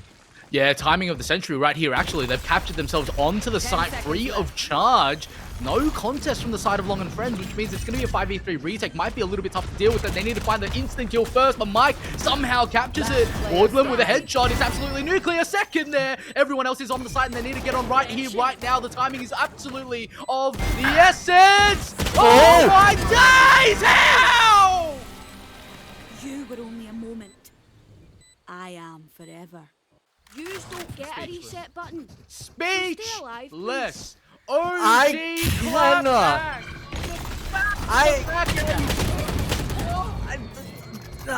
Back-to-back ace. Long and Friends did so much to assure themselves in a 2v5 come 1v5 situation, and Hoodlum was able to isolate the fights and get that double tap at the tail end and secure themselves an absolute destroyance against their opponents. I can't. I actually can't, Merlin. Yo, I'm hereby requesting for a medic to be on site for me right now. This cannot keep happening. You can't just do an ace and then reply with another ace to say, hey, I'm better than you, you know? Because that was a 1v5. That is ridiculous. Now OJ's just going to be swarming the site. That's just absolute confidence. LNF are on an eco now. Finally, they get pull away from the scenario. Scram finds one with the Spectre instantly as the overdrive gets committed, but a spam comes through. Mazzino finding success again. As we're looking at absolutely everything come through. Scram just runs and guns everyone. It's going to be Niley with a return kill. Salvo's invested. Final member alive, ready and waiting is Mike, but that's all she wrote. And OG, for the first time in the series, they capture the lead into double digits. Absolutely crazy storytelling. You could not write the script any better thus far, and we're only at round 20 of this best of 3 map 1. And I gotta say, every time a player on the side of LNF does something crazy, Kiss did that 4K, Hoodlum, instant 4K return, right? Long did a 5K ace, Hoodlum, instant ace return as well. Like, this player has to show up and click heads. Look, Hoodlum is probably not even having game of life right now. They're having game of the millennia. This is literally defying all 4 absolute diabolical shenanigans that I can pull out of my pocket from what I've witnessed in these games previous and Long. Gonna be finally opening it up for LNF here to find a bit of an advantage in a 4v5, but I think, you know, the way Hoodlum's playing, you're gonna need to do more than that. Hoodlum just took a 3v5 and then made it a 1v5 and then still won it. It's just ridiculous. And with that being said, all a ruse once again as Mikey gets put forth. Cybercage coming down instantly, finding themselves a bit of cover to get back to safety. But 3 members now committing over towards C, baits the Steel Garden out and actually walks right back. And Mikey in a great position here, needs to be aware that Mirza might be close by to hunt for that headshot. Oh, just the texture away. Almost sees the shoulder there. But it's seems like OG going to be reinvesting themselves in a bit of a cheeky B push. Not going to be working for the side of Mikey as the fault line counters the relay bolt. And walking right out is going to be Mirza. Going to be trying to find that kill. And as Niley gets traded out by the side of Mambo, as Niley also falls. Spike Again, down, my B. apologies, was Mazzino 30 first. seconds And left. Hoodlum down the left in a 1v4. A shot of... Oh my days. That's just a bit of a wrist breaker, a bit of a flick taker right there as we're looking at Hoodlum to find a cheeky double here right away. And that's not going to be happening. The high-low too good from the side of LNF as we see a 10-10 scoreline, and it's just back and forth. Yeah, the raid boss stood lone and proud right at the tail end in a 1v4 situation, but LNF, readjusted, put all their resources back onto the triple, kind of one high-low, one swing out for contact, and was able to shut that down. So once again, a back and forth tie, right? It's going the distance now. OG wants their momentum back online, calling the timeout, figuring out how they can utilize the Brejo combination, the Rolling Thunder, maybe coupled with an Annihilation, can instantly crack open a side. And with the way that Scram and Hoodlum are playing, just pressing that, super gluing that W key down, they may be able to convert this round, but we'll see what kind of strats they cook up here. Honestly, this is the most action-packed game we have casted in the past 4 days, and it couldn't be in any better fashion, being our final best of 3 to be casting in the whole VCT series, in this whole journey of Split 1. Hoodlum bringing out a 29-16 performance right now, pretty much a 2 KDA, despite a 16 death score, is absolutely ridiculous. And with this timeout coming to the side of OG, momentum looking to be regained here, I think we're in good sports to find an absolute banger of the final few rounds of this map. We should just call Michael Bay. I'm pretty sure we can license this out ASAP. Like they'll take this and run it because there's so much action happening. I love to see it as the timeout does conclude. OG sets their sight on that C. We've seen ruses from them in the past. See how we want to play this, but they're starting to go W on this site here. Mike giving all the space that they can to be able to hold, at least allow for maybe a 5v5 retake on that C site. It's free real estate for OGs. Yeah, a crucial Rolling Thunder going to be stopping the retake immediately on the right timing here as Hoodlum pushes forward, finds a little bit of information as the Armageddon gets invested now. A CT can't be walked into for free as you look at OG. Hoodlum looking to find an extra kill here. He's on good timing to actually push forward. A Scram answers right back. Hoodlum going to be falling to the wayside. Coming in with the slide. It's going to be Mazzino. Oh, tells us Mike and Mabel all landing headshots, creating a 2v2 scenario as it starts to get tense. It's all on Mazzino now. Stunned up, needs to get out to safety. Tag down low, but he's in a great spot. And you're looking at Armageddon as Mikey needs to land first. Almost lands a second. It's down to a 1v1. Salvo's coming out from the side of Mazzino. The push has to come through, but Mazzino's patient. Has to run away. It's going to be Mabel. It's going to be OG taking the win. 11-10. Great round calling. Honestly, I cannot speak volumes about what they chose to do from the side of OG. They got the site for free. And that's obviously, there's more to be had, right? It means that the defenders had fallen back. So you send a Rolling Thunder, you send a Resurrection into Waterfall, you send a Scrap player as well, just to be able to shut it down. And that's exactly what they did. Long and Friends took so much to be able to even get back into C Elbow. Yeah, that is just ridiculous. What a performance to come out from both teams. And you're looking at Long and Mirza, who lost a round. Their econ's completely broken at the moment as a Spider Zone gets invested. Suppression not going to be coming out here, so there's still going to be things ready and waiting. Fault line, put for salvos! Oh, it's in time as they get out to safety. You're looking at a bit of a scoreline that's very, very tense at the moment. LNF is almost at a must-win position. Spike planted. Into Waterfall. Oh my days. Scram's in a crazy position right now, but Mike's actually going to be capturing a kill for themselves to start it off as Mazzino answers right back with a charge. Oh, gets taken down. It's Scram falling to the wayside, and all of a sudden this retake needs to come through. Relay bolt invested, aftershock put forth. It's going to be another special delivery to come through from the side of Mirza. Hold the fort is going to be OG. This post play, it's so important. 1-2 as Mirza captures one. It's going to be the fast lane coming out as the two members going to be pushing onto Mount as the few starts to come through. They need to spam it now. Timing. It's over. It's LNF finding the win. Oh my days. And Kiss with the final inches of HP managed to secure everybody else on the attacker side. Great, honestly, great readjustments, to be honest, right? Like, to be able to be a bit more proactive and not give up so much space on that C side, on that CCT elbow, and just letting the Vice creep through. The backsteps come down and just dismantling any position that OG may have set up on that C.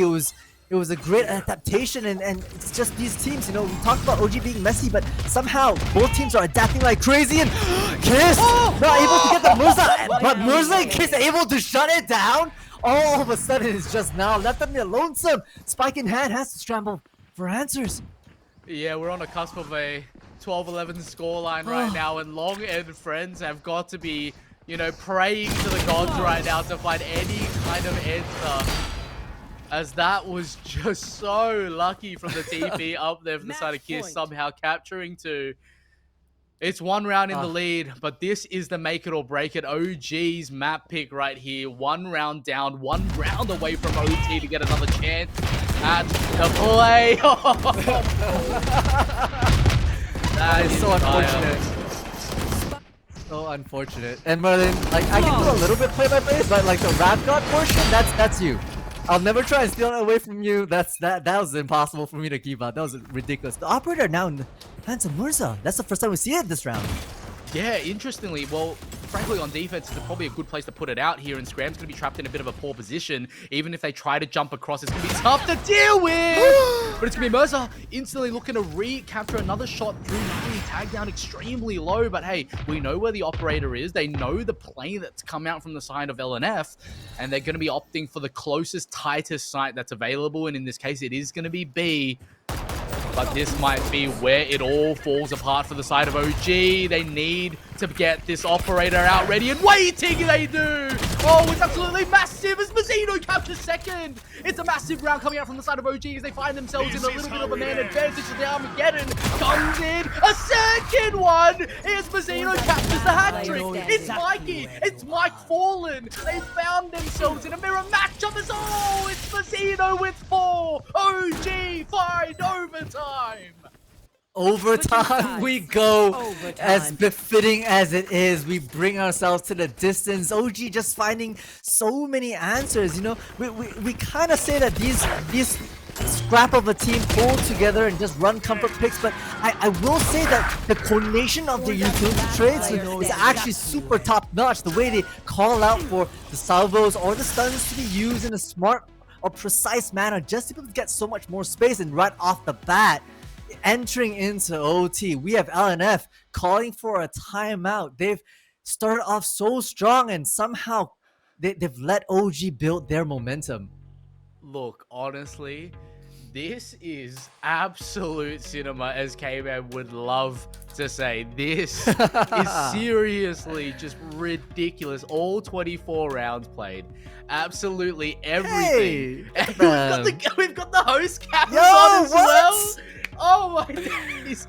You already know it is absolute cinema. We've literally it feels like we're sponsored by Event Cinemas right now watching these films take place. It's crazy.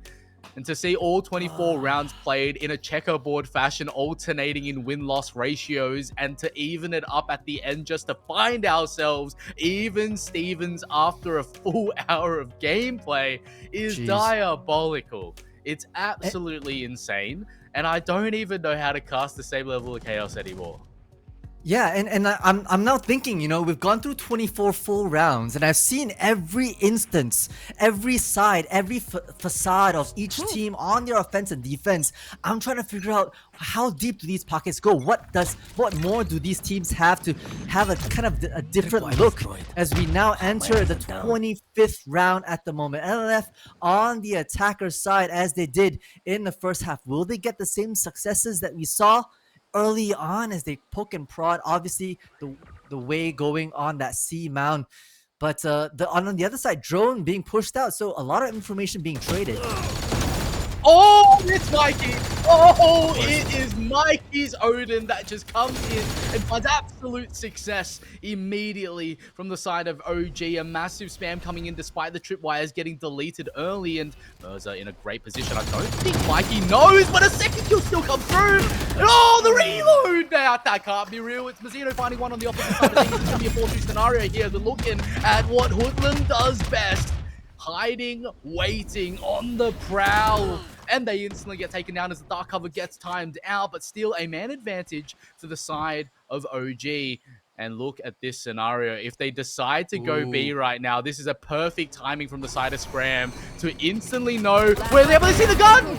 Scram gets one. It's going to be a 1v2 scenario here as the relay bolt comes through. They need to find a little bit of a kill scenario as they immediately run over towards that A site. Mirza looking to clutch this out, buying themselves a little bit of time with a fast footing here. Happy feet can be played upon as the stun comes in, and the overdrive now committed. They need to find the flash, and they need to find the kill immediately as Mirza slides. Finds both! Oh, Mirza! You can't be doing that to OG! Oh my day! Switching sides. Match point. Can I say something? Can I say something? Mirza just did a 4K. We've talked about the history of Hoodlum, right? We've seen what Hoodlum has done and responded whenever there's a multi-kill on the other side. I don't want to say anything more. That's it. That's it. I'm not going to say anything else. That's it. That's it on my side. That's it. I'm going to come back to the cast. Oh my. I cannot right now. I cannot right now. I feel like we're looking at event, like, you know, like Marvel vs. DC right now. It's just 5 superheroes ramming it at each other. It's absolutely crazy. Hoodlum in a great position to find that first kill that you were mentioning already with the DP from the side of Gifts. But in this case, not happening. Discipline from the side of OG as they're going to coordinate the spider drone forward first.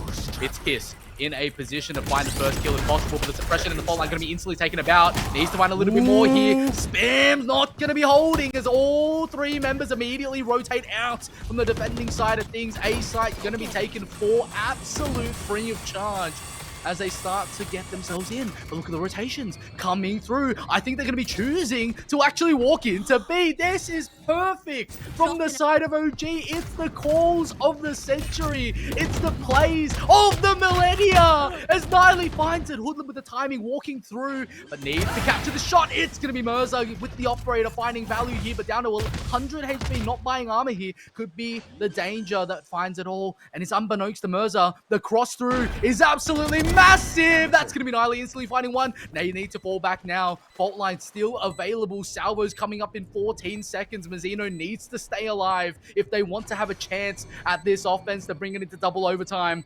Mammal in a great spot. They're just going to peek it out. It's immediate from the side of Mikey finding a kill. Mazzino and Scram answering. We're back. It's 13 and 13. OG slap back a statement piece. We find ourselves in double OT.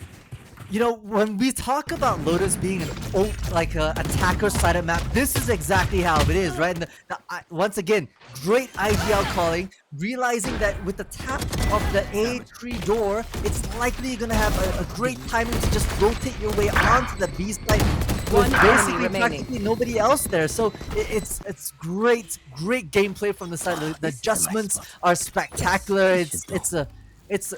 It's so much, Merlin. It's wild.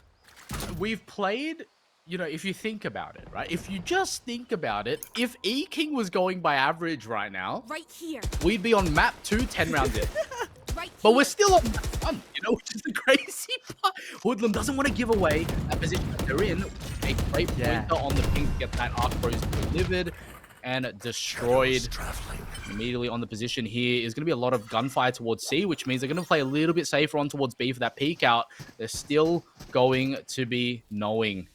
All omnipresent here as Mike needs to walk forward, trying to find a kill for themselves. The inching in. It's going to be absolutely huge, but Mazzino is sharp as ever. It will be the first pick immediately from the side of OG here, looking to find a little bit more.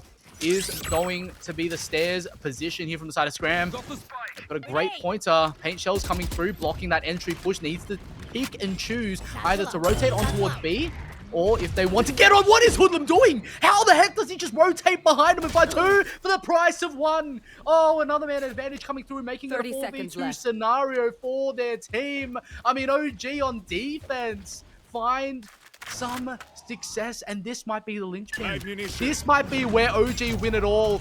The walk through the flash is perfect. Mazzino has to back away, still staying alive. Perfect timing, perfect sequential play. It's going to be the massive flash as Babel eats it to the face. Long finding 2, but Scram finds it back. It's going to be 14 and 13, and OG finds success on defense, and we know how good their attack is. This might be it. This might be it. You know, with Mike going down so early in that mid round, it just allowed Hoodlum, knowing that there's no more vice shear around the corner, to be able to hold them back. And you know, the stuns coming out and the Hoodlum attacking from the behind is just too much to handle. The stun salvos in Tree when they opened the door was absolutely perfect from the side of Mazzino there, right? And the fault line coming through right behind him allowed 4 members to get stunned, and then literally Hoodlum just walks up behind him and taps him for free. It's crazy. Shot of a lifetime as Mirza quintessentially finds a bit of success immediately with the operator pickup for the second part of overtime. Another shot could have been close there. Can be taken. As we're looking at a 4v5 scenario, but we know OG are just so good even when they're a man down. They need to stay disciplined. When they crash together, it's so strong. I think Scram hurt the sheer wall, so they're calling for a rotate, but Mirza is still holding that B angle strong with the operator. They're a bit in a tough spot at the moment. They don't quite know what to do. Maybe opting to trip that sheer, that'll have to be the option out of. Yeah, it's going to be definitely another round of life from the side of OG with 2 individuals already taken out. Salvo's invested, however. Payshell's put forth, Aftershock put forth as well, and they want to find a little bit more, but Mercer's not going to be able to capture anything further than that, but a spam through almost captures Scram. Timing of the essential epitome of gameplay as we look at Mercer getting 4. It's massive for LNF, and oh, it's just back and forth again and again. We're looking at ourselves on a triple overtime. It is, you know, triple overtime. Both teams absolutely pulling deep and trying to clutch up as and when necessary. And honestly, Mirza with that operator, absolutely disgusting 3K. Second time that Mirza has the overdrive online in an overtime round. It's crazy, to say the least, and we see OG picking up that second time out here in overtime, and they want to clinch it. They know that their defense is their weakest portion of their play, right, because of their team comp. And with that being said, they prioritize picking a lot. They prioritize finding, you know, early picks, early success to really ride out the numbers advantage towards the end. And same thing goes for the side of attack. They want to go in together and not get picked off. And unfortunately, like the round previous, you look at Mirza just picking off 2 at the start of the round instantly spells demise for the side of OG, right? And they need to take this time out to just lock in. Hoodlum has been a little bit quiet, right? Like they've died 8 times in the last 8 rounds, but they've only gotten 2 kills since. So Hoodlum needs to just redial in, kind of search and dig a little bit deeper where they found those aces and 4Ks from previously, and they should have it in the bag.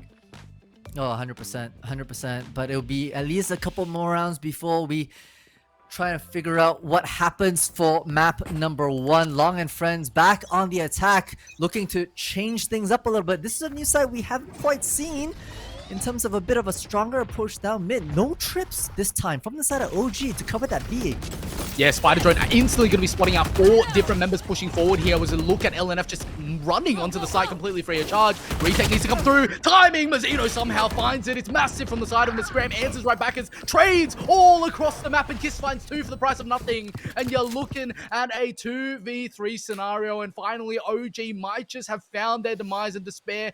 A little bit of anguish on the side as well as they find themselves in a man disadvantage. Long and Friends are in successing behavior right now as they're looking to find that plant, position themselves in a great place, super forward, super aggressive, but Mikey snaking the scenario right now, finding themselves in a great place as well. If Mikey just walks up into the site, they will find 3 members, 1 looking at him. Needs to find a shot immediately here. Fault line looking to get invested, but they're still hunting towards heaven. Timing is of the essence here. Oh, Scram needs to look up. It's going to be Kiss finding 1 immediately here as Mikey's left in a 1v3 scenario. Fault line put forth. Needs to find the spam, but time is of the essence. No time given as Kiss delivers a 4th kill in overtime. It's 15 and 14. And LNF are starting to look more and more surgical. Yeah. I mean, that was a new look from them with the rush down B, and then they faked the plan and pushed through Hobbit hole rather, and onto the A side. You see the pings actually on A rubble, just in they didn't want to be backstabbed either. So really covering their bases, making sure that wherever they rotate around, their mid round calling is still solid, and this might be the the ticket out of here. But we've said that for the last 3 overtimes. Still could go either way. Yeah, I think OG and LNF have it out for the casters. I'm not gonna lie, just trying to test our cardiovascular strength and endurance, right? Like you can't be doing a 29 round game onto us like this. It's mean. Yeah. And again, we Mercer. have at least one more to go. Exactly, yeah. And the operator picked up from the side of Mercer. This defense Neon is just starting to paint dividends all the way through from the side of LNF, and I feel like OG are trying to avoid it as best as possible, and they're instantly rotating towards C, right? And we see that come through, which means Mercer's already legged it right back over towards the C side to play that same position. OG, unbeknownst to them, don't know that someone's actually sitting here. Kiss in a great position. It's found out. Mikey can be put forth as Mercer again finds another kill for themselves. Needs to find the spam immediately here, but not going to be happening from the side of Mike as we're looking at 4v5 come in, but they're surging right through. Timing is of the essence here as the smoke starts to go down. She-Wall ready and waiting. They need to walk on together, but that's not happening. It's uncoordinated, but Hoodlum again in a great position amongst the aftershocks. No one's walking through. No one wants any piece of this smoke until they're coordinated as the plant goes down. Timing absolutely of the essence as Mercer can't miss. It's going to be another man advantage still solidified from the side of LNF as they need to find absolutely everything here. OG is so important that they find more. Oh! Scram and Niley! How do they keep doing it? It's just this show Switching of sides. the night. Overtime. It's absolute cinema. It's quadruple overtime for the side of OG and LNF.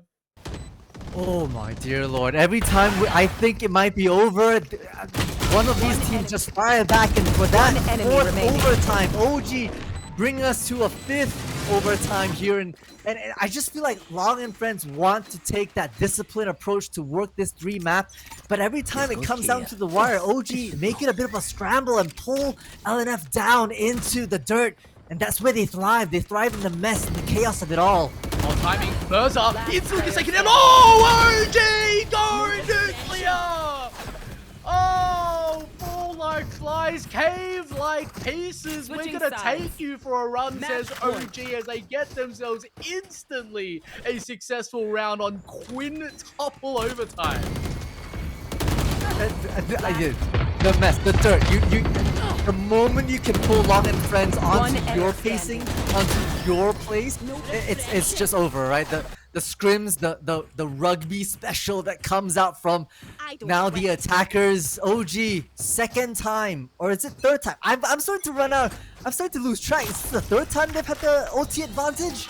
Good hit. I've started to lose flash. track myself. We're 31 rounds in, and it's map 1, Multi. It's bloody map 1. Oh dear. This is Oh my gosh. ridiculous. And, at this point in time, OG now, surely both teams are starting to feel the fatigue, right? Like 31 rounds in, and you haven't even been able to have a break besides a couple of timeouts. But Mercer, again, with his operator, I think Mikey knows. I think Mikey doesn't want to peek into any long angles just in case Mercer's just sitting there, right? Giving timing. And it's going to be all flow state again and again. Mercer just finds these picks.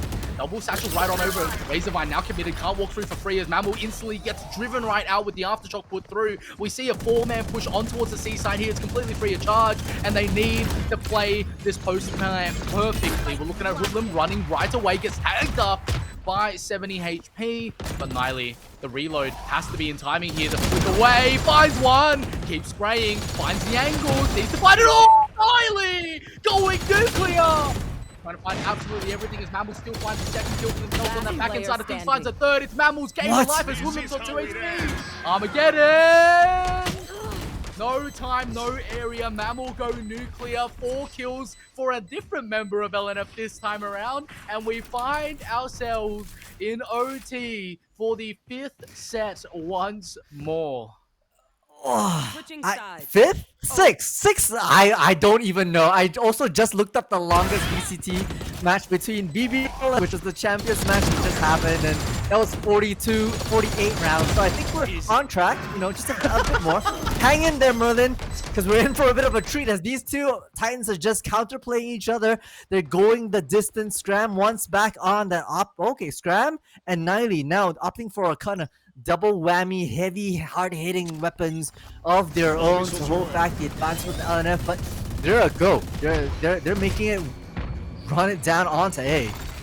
Goal line is perfect. They want to push this. Aftershock in a great position. Merza needs to get out immediately. Spam coming in, not going to be assisting on any kind of damage coming through. And LNF find themselves in a bit of a good position here as they've taken A rubble control and they've actually blown a lot of util out of OG's defense here. But oh, Merza! No, you can't be doing that. Mikey spam across, gets an instant headshot from the side of the returning Neon. And we find ourselves in a position where LNF might be able to capture this attacking round.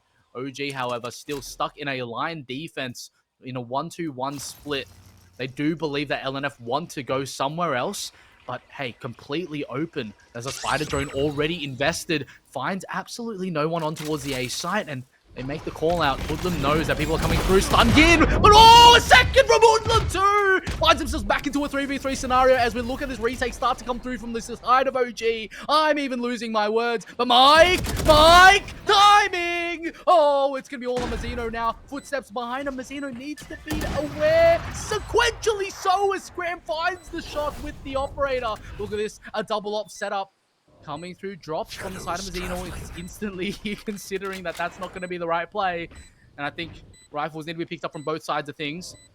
Someone sitting close in the smoke. It's a 1-1 setup. Mammal in a great position right now. Needs to find absolutely everything. As a Scram finds Mammal. There might be a defuse to come right out here. Timing with the satchel. It's Scram. Wow. Jiggle. Oh my days. 17-6. Hoodlums off the back of the double kill, recreating that man equalization play. Finds OD success on 17 and 16. And we go again. You know, OG finding a lot more successes here, but with Hoodlum just looking around tree, able to get some quick picks. No one expects them to be held back there for so long. And then furthermore, with the drone that OG did during that mid-round to clear B main, that just gave them so much map control, you know? And LNF was stuck in a hole in a hard place, and that's all she wrote. So we go again, round 34. OG with once more the advantage, hoping to secure map 1, which is their map pick, if I can just remind everyone as well. They're walking into a bit of a loaded site. Mike has the shear this time for their own use. And if that's not tripped, I think, you know, OG probably suspects something. Need to at least work that shear, or else there's so much. They're allowed to have 3 people on this B site.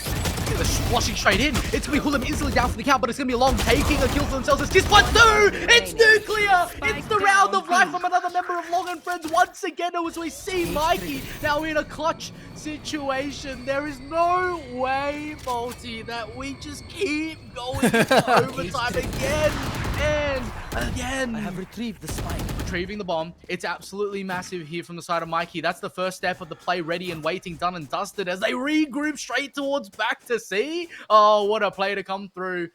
And it's going to be all up to LNF to lose this round. OG in a dire strait, and she is still up. She is still ready. It's free walls at the moment. And the Arcro is put forth. Razorvine already invested. Plant coming through, all heard by the side of LNF. TP's coming in from the shadows right on with the rest of the team. But it's going to be shouting a little bit of disparity, right? And we're going to be all up to Mikey to find a little bit of everything here. Needs to find the headshot immediately. Can't do anything about it as the shots are just too scattered from the side of Mikey. As you can see, the shakes come through. It's 17-17. It's OG and LNF into sextuple overtime. Yeah. That sheer wall, you know, I kind of called it, right? The sheer wall gave Mike so much assurance that you could leave 3 people on that B side and just mow down the trades. Yes, there were a couple players on the defense that went down, but there was enough bodies here to shut it down and make it absolutely impossible for Mike to do anything more at that tail end.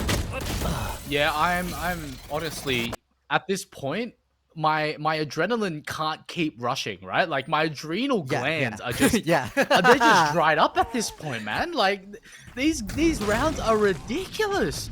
Immediately, as we see a little bit of a committance towards that A rubble side of things, Salvo is invested alongside with the fault line, of course. A diabolical combo, but Scram just walks out of the smoke and finds Kiss. That is going to be your controller down for the count for the side of LNF here, and you need to find a little bit of everything at this point off the back of just a fast lane that's available to your team.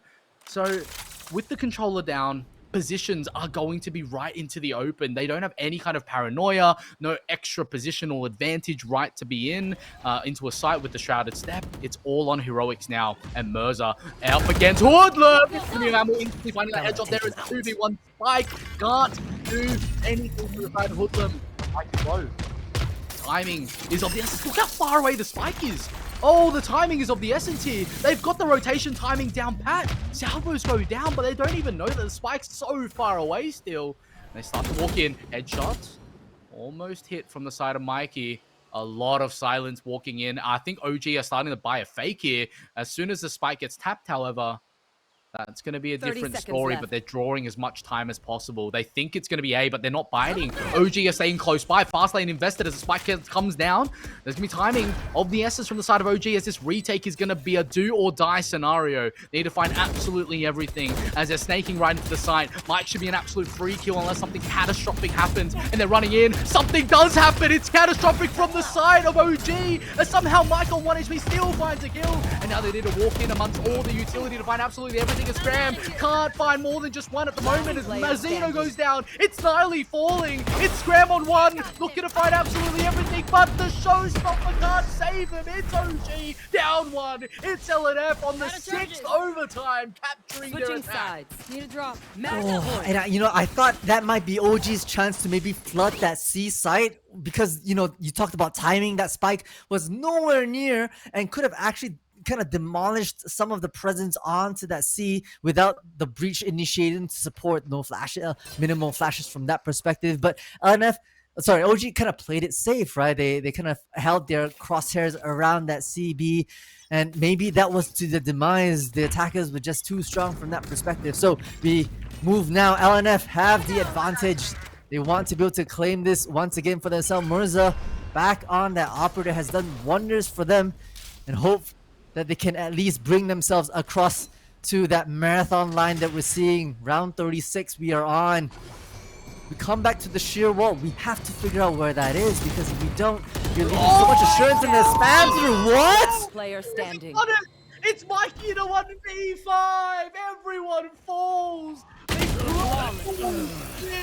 The third Defenders win. round. OG fall as LNF take map 1 away from OG. What a game. What a game. And it came down to basically a dark cover evaporating in front of our eyes and just enough firepower on that C side to mow them down, while OG were trying to open that B door to at least rotate across. 19-17. I can't math. How many? 6 overtimes, I believe. I don't. 12, 18. Yeah, 6 overtimes. We went the distance. Hoodlum and Mammal and Scrap. No, we've got 4 players with 30 plus kills to their name. It was an absolute banger, and with multiple multi-kills, crazy 1vx's. It was god level cinema. Oh my days. I feel like I've casted a series right now. A full-fledged series. I'm gassed. I need to re-up some caffeine at 8 p.m. at night right now, because that is just... If that's any showing towards the next couple of maps, I sure hope there's only one more for my sakes at this point. That is ridiculous. A 36-round game and LNF take it 1-0. An absolute banger of a series on our hands right now, Multi. We couldn't have asked for anything better, right? This is what it all hinges upon, and they are fighting desperately to save themselves into the spot of the lowest finals. I will say, good luck to Cayman and Big Z to break that down. I do not want to be in your shoes when after the break, when they come back and try and break down that Lotus round, props to them, mate. Props to them. Yep, good luck on that one, hosts. I really do appreciate it. And everyone at home, I appreciate you for sticking around and making sure that the Twitch chat is lively. And thank you for spending an evening with us on this action-packed Valorant gameplay. We're going to be cutting to a 5-minute break. We're going to be re-upping on a few resources to make sure we can cast Game 2 without any hiccups. Take it easy, everyone. Get some calories in your system and stay focused on this one. Don't go anywhere. We'll see you in 5.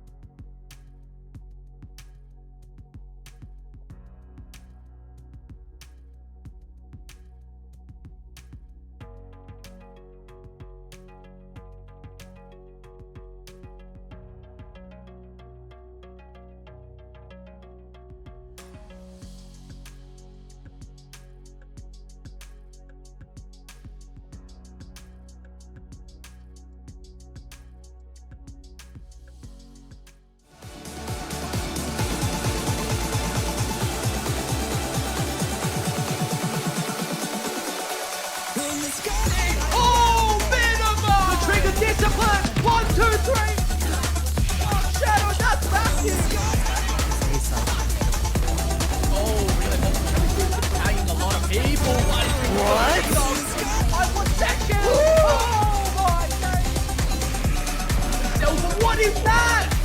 Easily. In 1, 2, 1. Oh! The timing. Sees the head. What? Titan on the jump. We have seen it all, and what feels like a series is only map 1. An early lead to people going for comeback rounds. We've seen it towards 1 OT, 2, 3, 4, 5. We've gone into a Hexa OT, and welcome back to the stream, ladies and gentlemen, for the Valorant Challengers League Oceania. I'm Diggsy K, and to my right is the lovely K-Man. I'm still processing on what happened to map 1. This is map 1 of what had just happened between Long and Friends and OG. K-Man, gather my thoughts from me real quick. I mean, absolute cinema. It was said during the game. It was absolutely so entertaining to watch. We had back and forth, back and forth. 4 players dropped 30 bombs. Yes. 4 players dropped 30 bombs. It was almost, I believe it was over 200 kills in the entire match. Like, that is insane amounts of fragging to come through from all of the players here. As we see, I mean, Naz with that 34 and 11 assists, 31 deaths, but playing on the Clove. I mean, you don't really count the deaths too much because you have the not dead yet, obviously getting popped. But I mean, wow, that was absolutely huge to see. I mean, 7 first bloods towards Scram as well, playing extremely well, opening things up. Everyone had first bloods in the match. All 10 players had at least 1 first blood. That just tells you how chaotic everything was. As we can see, 268 ACS. It was just back and forth the entire way. But I'll tell you what, this was insane. For anyone who obviously joined late, it was, what, 6-0 to Long and Friends at one point. It looked dead and buried. This game looked gone. And then it's just gone almost 40 rounds. It was ridiculous. It all, to be fair, the start of the match, it was the Mammal show. I mean, the 4K is coming out early, the, you know, huge kills coming through. But, I mean, as soon as that timeout happened, around like this. Like, it was insane. I mean, Kiss here getting the spray down, getting 3. Hoodlum got the trade. It was nice, but then it was just all down to the clutches here by Long. And this ace here, I thought was gonna put the game to rest. And then we have Naz here just coming out in an insane 1v5 post plan. This replay is something else. I mean, Diggsy, when you have players doing that, and then you go over in towards even the overtime, the first overtime round where Mirza pulled off that 1v2 with the overdrive, like, it was just a highlight reel the entire game, and it was 38 rounds of it. You gotta, like, Naz, a hoodlum. To me, you're a demigod. I don't care what your name is now at this point. But again, like, along with that ace, combined with the next round with Hoodlum taking it for an ace for themselves as well, is already just encapsulating how tight this team is. I'd say, like, I am pissed off a little bit because I was under the idea that OG was just this ragtag comp team that just plays a lot of ranked, and then just got sent into towards this Challengers League. But no, watching this particular map, this map, we're not in the series yet. Like, watching this particular map shows why they beat DXA, why they beat Bobo, and I'm just so pissed off that I kind of just like teetered them off and actually casted them aside in my very prediction that was just very low. Cool. Yeah. We'll go towards how everything went through. Like, again, with like the 6-0 that Long and Friends started off with, Mammal came up huge. Towards the other half of it and towards the rounds that OG started to pick up, Hoodlum and I believe it's gonna bug me real quick, and Hoodlum and the rest of the squad still managed to like pull it back towards like 7-5, and then coming in towards the defensive the round switch, it just became a full on it became almost like a full-on brawl at this point. One team were starting to just like fumble a little bit of cohesion in regards to how utility works. OG at some point were not utilizing how the Teo Breach raise combo was trying to look, Yeah. and then the other team in particular were just starting to just like punish everything, and that's just not going towards one team. That's both teams trying to just like punish each other round after round after round, and then we come in towards fast forwards to just full OT, like 6 rounds OT back and forth. But towards the end, like what edges towards me towards that towards how Long and Friends still managed to like get one in terms of just like the stamina and just the wherewithal to still hold hold All their right. crossfires and everything. But that's it for me, K-Man. That's just word vomit.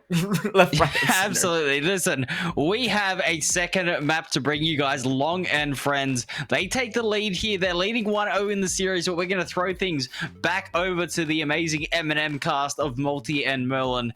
Take it away, guys. On Sunset, OG need a reverse sweep to stay in the playoffs. Oh, are we back on again? 40 rounds later. Here we find ourselves in map 2. Would you look at that? In the midst of map things, 2. Crazy. We're looking at sunset, and here's the thing that's ironic about it. The sun sure has set in the outside of my apartment. It's pitch black out there because it went for 40 damn rounds. And we're looking at map 2. We're looking at OG to try and clap back. But let's not forget here, LNF actually took that map, which was OG's pick. So today, it's definitely an uphill battle for the side of OG moving forward. Look, I said a 2-0 from the side of OG. I feel like you gotta give credit where credit's due. A 17-19 could have gone either way at that point, but let's move past it all and let's chat about Sunset. What do you think is gonna go down here? Merlin, if you thought that Lotus was chaotic, I like to remind everyone that in Split 1 OCE Challengers, neither Long and Friends nor the OG have any public appearance on this new map rotation that has entered our map pool. And I am willing to put a skin or two on the line to say that it is just about to get to an 11. Like, just turn it up, the chaos ensues, and I'm first excited to see what kind of like Asian compositions you go through. I expect OG to act on their comfort picks, and Long and Friends to take the more methodical approach, maybe with a double senti on there, because that's maybe more befitting of their style. We'll have to see. It's all up in the air. Yeah, I mean, at the end of the day, right, they actually do play, I believe, OG the side of things on their team. They play the same composition on Sunset as well, the exact same one that they play on Lotus, and surprisingly so, I feel like it might actually work out better on Sunset, right? Because Lotus being a 3-sided map, not having the same kind of coverage with your utility is going to be very evident. And OG, exact same comp. Clove, Teho, Breach, Raze, Cypher coming right on through for the side of OG. It's a mirror of Lotus, but this time they have one less site to worry about. Their defense is going to be stronger. Their W keying is going to be elaborated upon. Long and Friends have come in with a little bit of an adjustment here. Of course, Teho still on Mammal, Omen and Cypher coming through from the side of Kiss and Mike, but Long no longer on that Breach, going to be taking that KO, and Mirza no longer on that Neon, taking that Jet. Multi, what are your thoughts about these switch-ups here? What do you think is going to go down between both teams?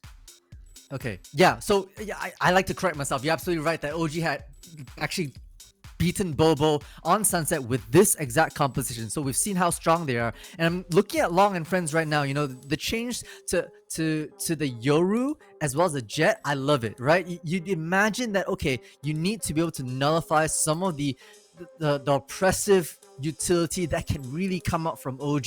And Long is the perfect thing for a pincer, a spear through the darkness to maybe help nullify that site for entry, which is great against like Mikey, maybe setting up Mazzino, all the stall utility that OG might throw into their faces.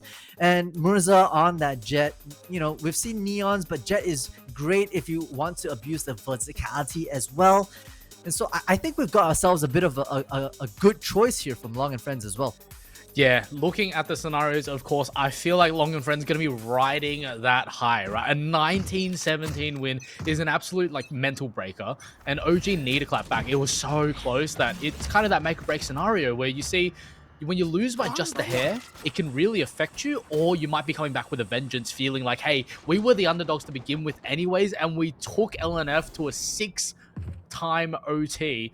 We probably have a better chance on a map that has less sites, you know? Like, we're going to be able to WK a little bit more on this front, and it's understandable that they would be taking the defense here, right? Because LNF definitely want to kind of take this map by storm. They're very, very strong on it, as we know by their individual firepower, and Sunset is the map of the apes. It is a map where everything comes out at the exact same time. It's not the same as Lotus, and you're looking at that exactly coming through from the side of LNF immediately here. Oh, shot from Mirza. Confidence with the jumping peak is going to be scrambling instantly, falling to the wayside, and it's going to be all on Mazzino here, holding the site, getting supported by the rest of the team. However, but a couple of shots coming out. They almost opted for the retake a little bit too fast here, as Long actually finds one through the spam. Niley gonna have to walk through immediately, get taken down, and LNF are surgical on this map. 30 seconds left. Oh, it's absolutely massive, as you see Mikey now back in on a 1v5 akin to their 6th couple overtime, but a couple of headshots, sharp and strong here, but instantly taken down by the left take throughout CT. You look at Mammal finding that headshot, another ult orb online. Massive for LNF. LNF actually had a wee bit tactical pause as they took the elbow, but they didn't show face, right? They had a microsecond pause, and that just instilled enough doubt on the side of OG to actually start rotating off those angles, pulling those crosshairs off those entrance points, and then it was all, downhill for the defense there. OG starting to, not going to be able to clap back here on that pistol, but want to be able to bring the fight through mid as a couple of strong hard hitters, Hoodlum and Scram, are wanting to take the fight in these corners, but Scram will drop. Do they know the Hoodlum's around the corner though? Oh, a couple of shots coming out, but Hoodlum not going to be able to land anything here, and that's going to be Kiss fighting a second. Mammal answering as well. And we're going to be catching a bit of a 2v5 scenario. I mean, a little bit expected on the anti-eco, but LNF are looking like they are just rolling over what they have to offer at the moment. Mirza finding 2 for the price of nothing. A bunch of individuals from the side of LNF getting their ultis up online fast-tracked here. Yeah, those are already halfway through their blades. I think the Cypher as well, perhaps halfway through their Neuro Theft. So, great start for Long and Friends to be able to secure themselves, their weapons. They correctly predicted the push through mid, which will be very crucial for Split. You see the mid space is 4 corridors that lead to basically every single part of the map. So, it's not surprising that you see 2 trips that one of it instantly deleted. 2 trips around that space. Yeah, of course, and it's going to be all onto OG this time around. 2 rounds down already, so this is going to be the bonus playing out for the side of LNF, and Kiss is just not able to be stopped as Hoodlum falls immediately one more time. And you're looking at a 4v4 scenario here, and as we mentioned multiple times, every single time you find a 1-for-1 for the side of the team that's bonusing, that's an advantage to be seen, and Mikey almost falls to the wayside, peeking over the top of that smoke. Not going to be advantageous, and now Scram needs to really do a scrambling of which strategy is the correct one here. Kiss in a position. Oh, the shot! How do they falter? LNF find 2 for the price of nothing. Niley equalizes the odds just a little bit and creating a 2v3 scenario, but Mazzino with the Phantom cannot stop winning him, but Mammal! Oh, Mammal! Just comes on and absolutely deletes them. Cold-blooded in the veins. Hot-blooded in the names here. We're looking at Mazzino in a 1v2 scenario as the smoke starts to come down. Timing, Logo! Not dead somehow! And time's out. There's nothing left. And this bonus round goes to LNF. It's looking just like Lotus again. The real question is what will happen in a few rounds, right? How does OG fight back? And, what we saw in that Lotus map was, I think, round 6, they called for a timeout, then starts to find their footing. Hopefully OG able to scramble just a little further. I love, once again, huge shout out to production for these absolutely absurd camera angles to see both the opponents on the flip side just like ships in the night crossing paths with each other. I'd love to see them. Yeah, and we're back onto another eco, and Mirza has the outlaw criminal business ensuing for the side of LNF here. And Kiss, another headshot. Gosh, Kiss is just on an absolute roll. Already has the From the Shadows ready and waiting for the rotation. And Sunset is another strong map for Omen's ult. A lot of maps aren't that strong for Omen, and you look at this map being here, From the Shadows can be utilized so well because the spawns are so deep. And you're looking at Mikey here holding that cross, and you're looking at a bit of an interesting play coming out from the side of LNF. Wow. They know that the eco side of things is dire for the side of OG. They're going to be pushing through for these close angles. Mazzino has no idea what's happening, but all the works starting to come through as Mikey finds a kill. They need to check the corners. No!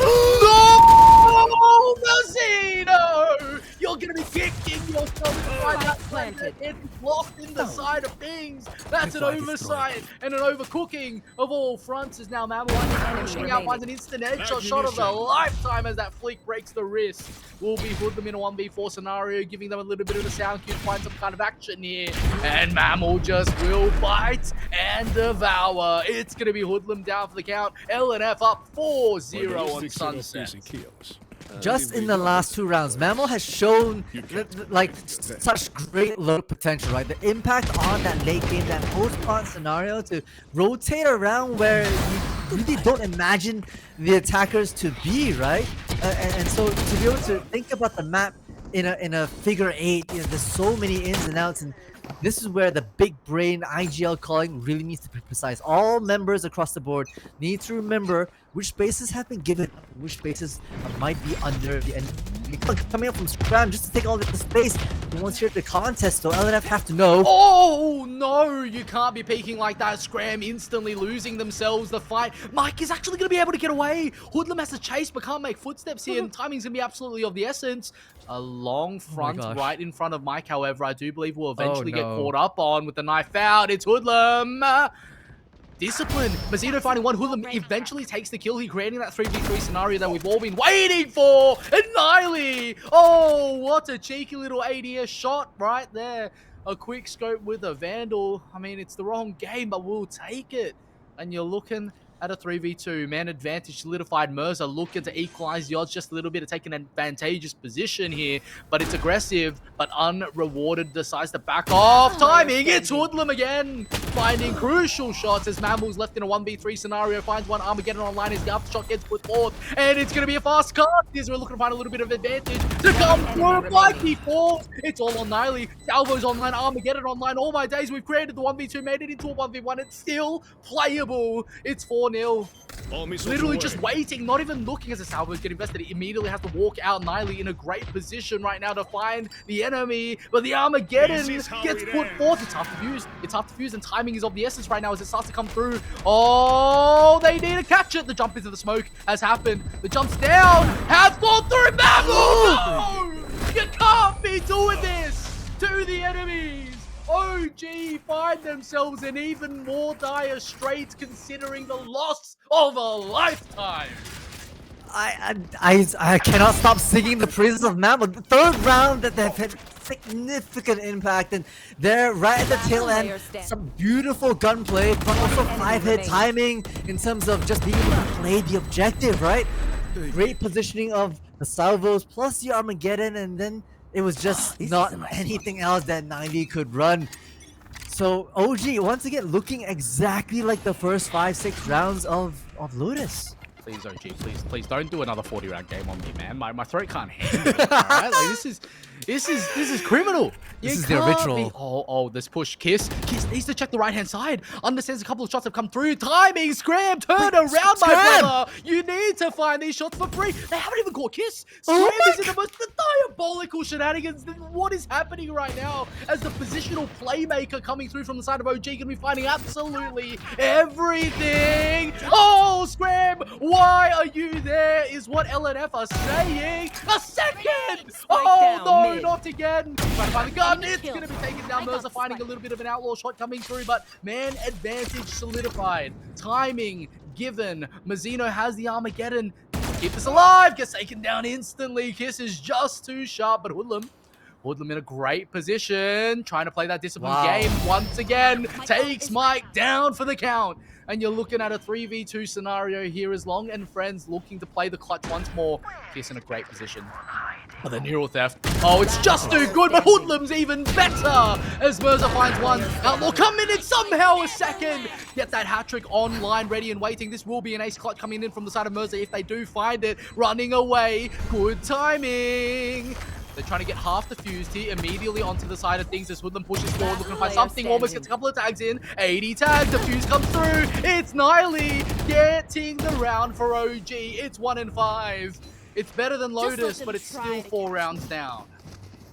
It's still 4 rounds down. Starts with a crazy ships in the night. So many ships, so many knights, so many slow lurks from the defense just to get these pockets of influence that they can creep, and the trigger discipline sometimes gotta look at Hoodlum. Second time that they've got a drop onto poor Mike.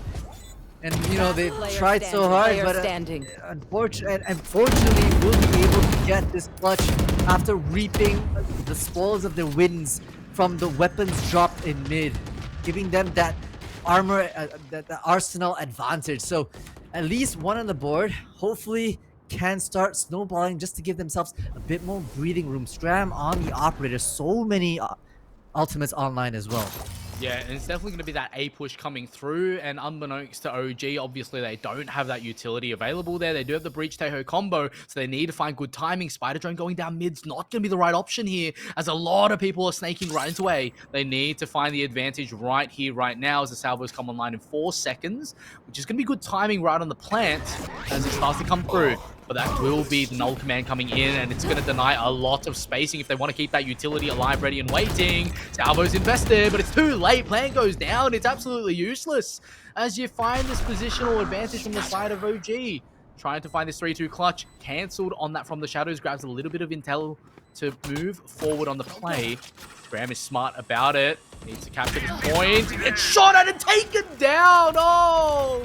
It couldn't get any worse than that as the Armageddon gets put forth here in a 4v5 scenario. Flank Simon comes through from the side of it as Zeno and Niley still available to utilize that ultimate. They're going to push through. It's free, but somehow OG just run in and get all of them. It's going to be Mike finding one of Mercy. Equalizes the odds, but it's Hoodlum with the final. And Long needs to find it all, but can't defeat Hoodlum in the hat trick. It's going to be 2 and 5. OG clap back just like they did on Lotus. What is happening? I'm at a loss for words. The man's disadvantage coming into this, disrespecting the smoke. Somehow everybody gets a pick of their own, and just Long could not do anything further. The second time, the spike has been planted in the exact same position, converted over to the OG side. LNF, you know, they used the null command to get themselves that advantage, but you know, had the trade from the Armageddon for OG to storm back on the side. So mid control re-wants go again, maybe wanting to split this in half. Spamming through the smoke gets one of the trips down. This is important to deny Mikey information and hold players in this mid space. Yeah, this is absolutely insane. You're looking at a bit of a push forward here from the side of Scram with the judge available. Could be demolition on to the scenes, and it's going to all come down to this little inch. 1, 2, not going to be found. Here's Mike equalizing the odds. Mazino going to find one as he gets traded out of 2v2 instant for the side of both teams. And you're looking at a 3v3 equals Stevens coming in. The neural theft now being invested. We can find something here as the TP immediately comes through. Salvo is invested on the backside of side on the right-hand side to make sure that those clutch corners don't get capitalized upon. And you're looking at OG scrambling for the correct strategy. Mikey ahead of absolutely everyone as the Spider Drone gets put forth, gets cancelled out, so they know that someone is in market. A couple of members running through, making a lot of footsteps here. Going to be trying to find a little bit of an advantage as they chase down Mikey, but Hoodlum somehow captures 2 headshots. Make that a second coming in. It's going to be Niley answering right back as 3-5 is the scoreline. OG are making a streak for themselves. If yep, 3-5. Right now, they're slowly clawing back, slowly starting to drain away like the vampires they are, just stealing the life force out of Long and Friends. And now they're not going to be able to buy up Long and Friends, right? The attacker is looking like a 4-spy, perhaps. Okay, Mirza with the knife, so they decide to put the pedal to the metal and gamble once more. But you cannot let OG start their momentum, because like we've seen it in the past, the moment you give them an inch, they'll take a full yard, and then lo and behold, you're at 6 overtime. So OG start off. I mean, am I not wrong? Yeah, you're absolutely right about it. The truth, it hurts. It hurts so much to the point all you can do is laugh about it. Mercer running in. It's timing of the essence, but instantly gets taken down. Scram is just too good against the Blade Storm. Don't bring knives to a gunfight. This is OG, and they're going to run out. Mammal in a first position, gets flashed, somehow still gets the kill on Hoodlum, and you're walking into a 4v4 scenario. Even Stevens once again as they start to push you onto the side, instantly captures it. It's going to be Mikey in a prime position, almost finds the second one for themselves as Mammal instantly gets infested. Mike to be finding themselves Mammal again and again with 4. It just keeps giving.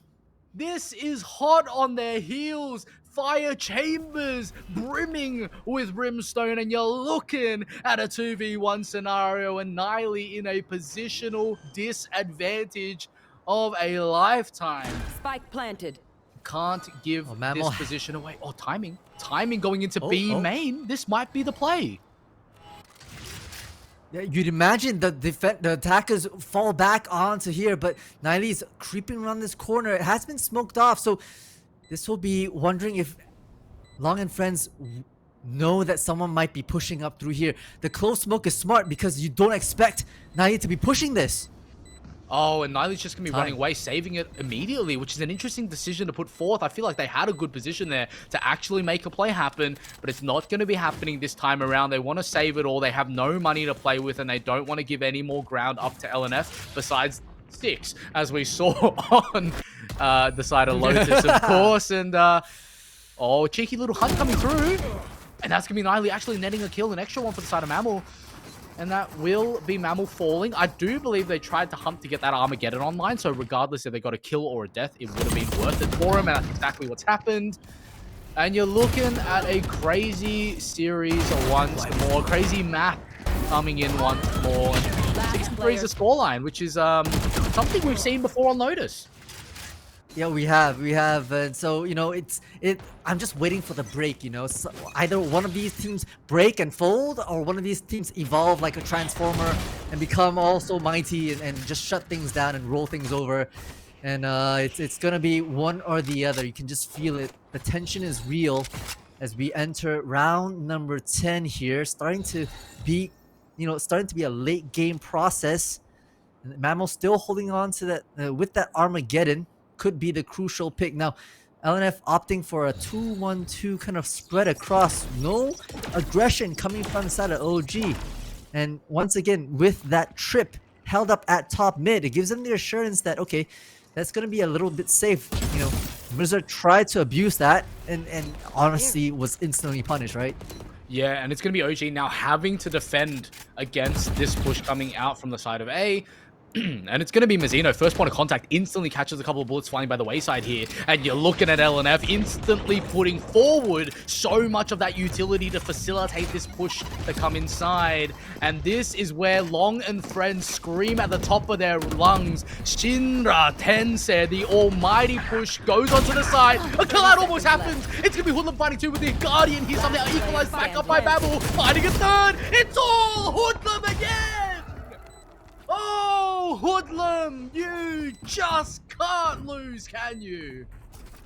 This is actually Long and Friends versus Hoodlum and Friends. Like, let's call it as it is. Hoodlum has been on an absolute tear. I missed the score right there. Was that 14-15? We'll see after these replays, but it's just disastrous that you let this single Cole player just tear things up. Guardian in hand, getting the fuse as well. 13 kills to their name. Timeout now called for the attackers. Mammal has tried their best. We've seen Mammal in the last 7 rounds like turn up clutch.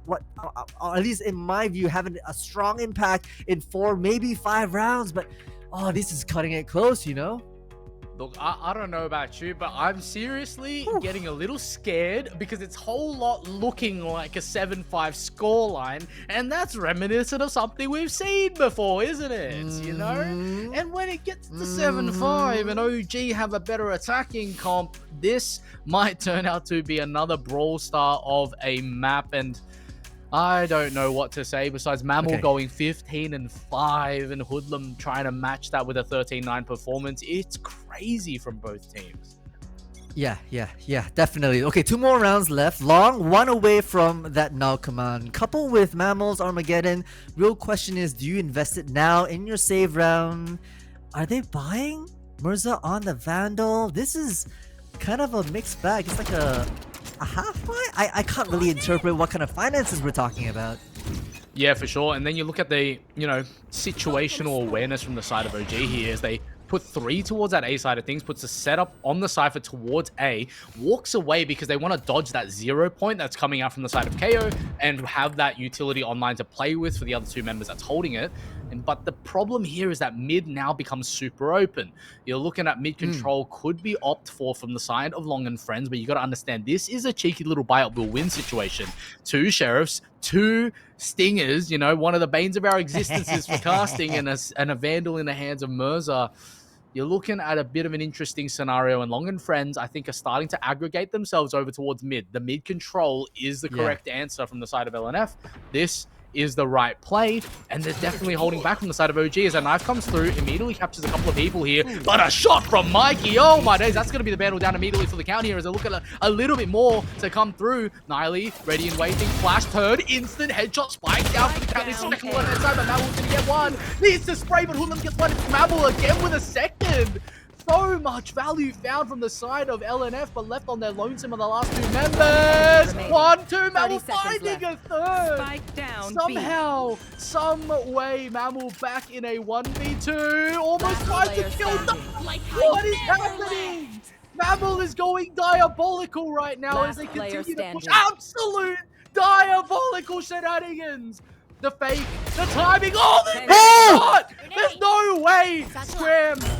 About to give over the 6k at this point. If that happens, they need to find a bit of a push. Oh my gosh. This is so expensive. Time of the essence. Mammal can't do it. It's 6-5. Oh, my blood pressure is starting to rise again. This is ridiculous. God, ambulance, but not for these teams. For my dear caster Merlin, who's having an absolute heart attack from the way things are going. All these trades, Ammo just steps up to shut things down, gets a solid 6 kills. Sorry, 5 kills across 4 players because of the not dead yet coming up. But Scram just playing the objective, throwing around those satchels to just instill the fear of God in Mammal, not letting him plot at all whatsoever. So we'll be able to pick up 1 more, but now we go into the final round here. Long has the Null command. We've seen their execs on A. Like you called it, Cypher is not actually in the vicinity, so those trips will not be caught off guard, and I think Mikey is on to something. Yeah, for sure. And you're looking at Long and Friends. Again, a 4-1 push coming through for them. They're walking right out of Speedway once again. It's the lane. Oh, compromise shot coming in, but not to be spared. But gets a random kill through the smoke. Is going to be Niley here. Absolutely massive, to say the least. Give themselves a bit of an advantage as the spike isn't actually on the site. So they don't want to, commit anything just yet. Armageddon invested a bit of an interesting one to clear out CT as they want to actually push it in a 2-man push. You see a couple of members from the side of LNF immediately pushing forward here, but that little spy cam going to be spotting a lot of that play immediately coming through. No plants just yet, still default line ready and waiting. They're trying to go through for it now. It's going to be the Armageddon now put forth. The push from in towards CT amongst the special delivery. This is going to get messy. It's going to be another speed cast and Zeno finds one for themselves. It's going to be Hoodlum instantly answering with another headshot as Mike returns for 1. Zeno, Mike and Niley all finish the job over 6-6. Even Stevens. This is OG versus LNF map 2. Back onto straight overtime in mid of the game. Dixie called it in the Discord chat. I'm actually absolutely losing my mind here. I mean, Long and Friends Okay, I like the kind of tactical timeout, but I felt like they're a bit shook, you know? They're a bit shaken to the core.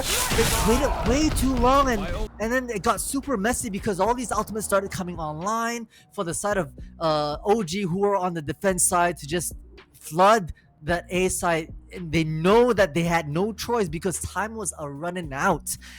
Interesting call now. Moving into the pistol, OG calls for a timeout. Yeah, it's going to be interesting. They're on that momentum shift, right? They've somehow clawed back 6 out of the last 7 rounds despite giving 5 out of the first 5. I mean, this is quite a performance from both teams. They're very evenly matched. Yep. Long and Friends were just able to edge it out on Lotus, and we're looking at Sunset right now. And, you know, if things are to go to plan exactly like they did on Lotus, technically speaking, OG should win Sunset because they've now evened up a 6-6 half, right? They were down 7-5 and they lost by 1 in sextuple overtime. So, you know, theoretically speaking, maybe we'll see like a 5 overtime. OG kind of edges it out, going, 18 and 16 or something like that. I'm not sure. NBD, no big deal. No big deal. As OG, that's what's crazy right now. You call for a timeout at the half.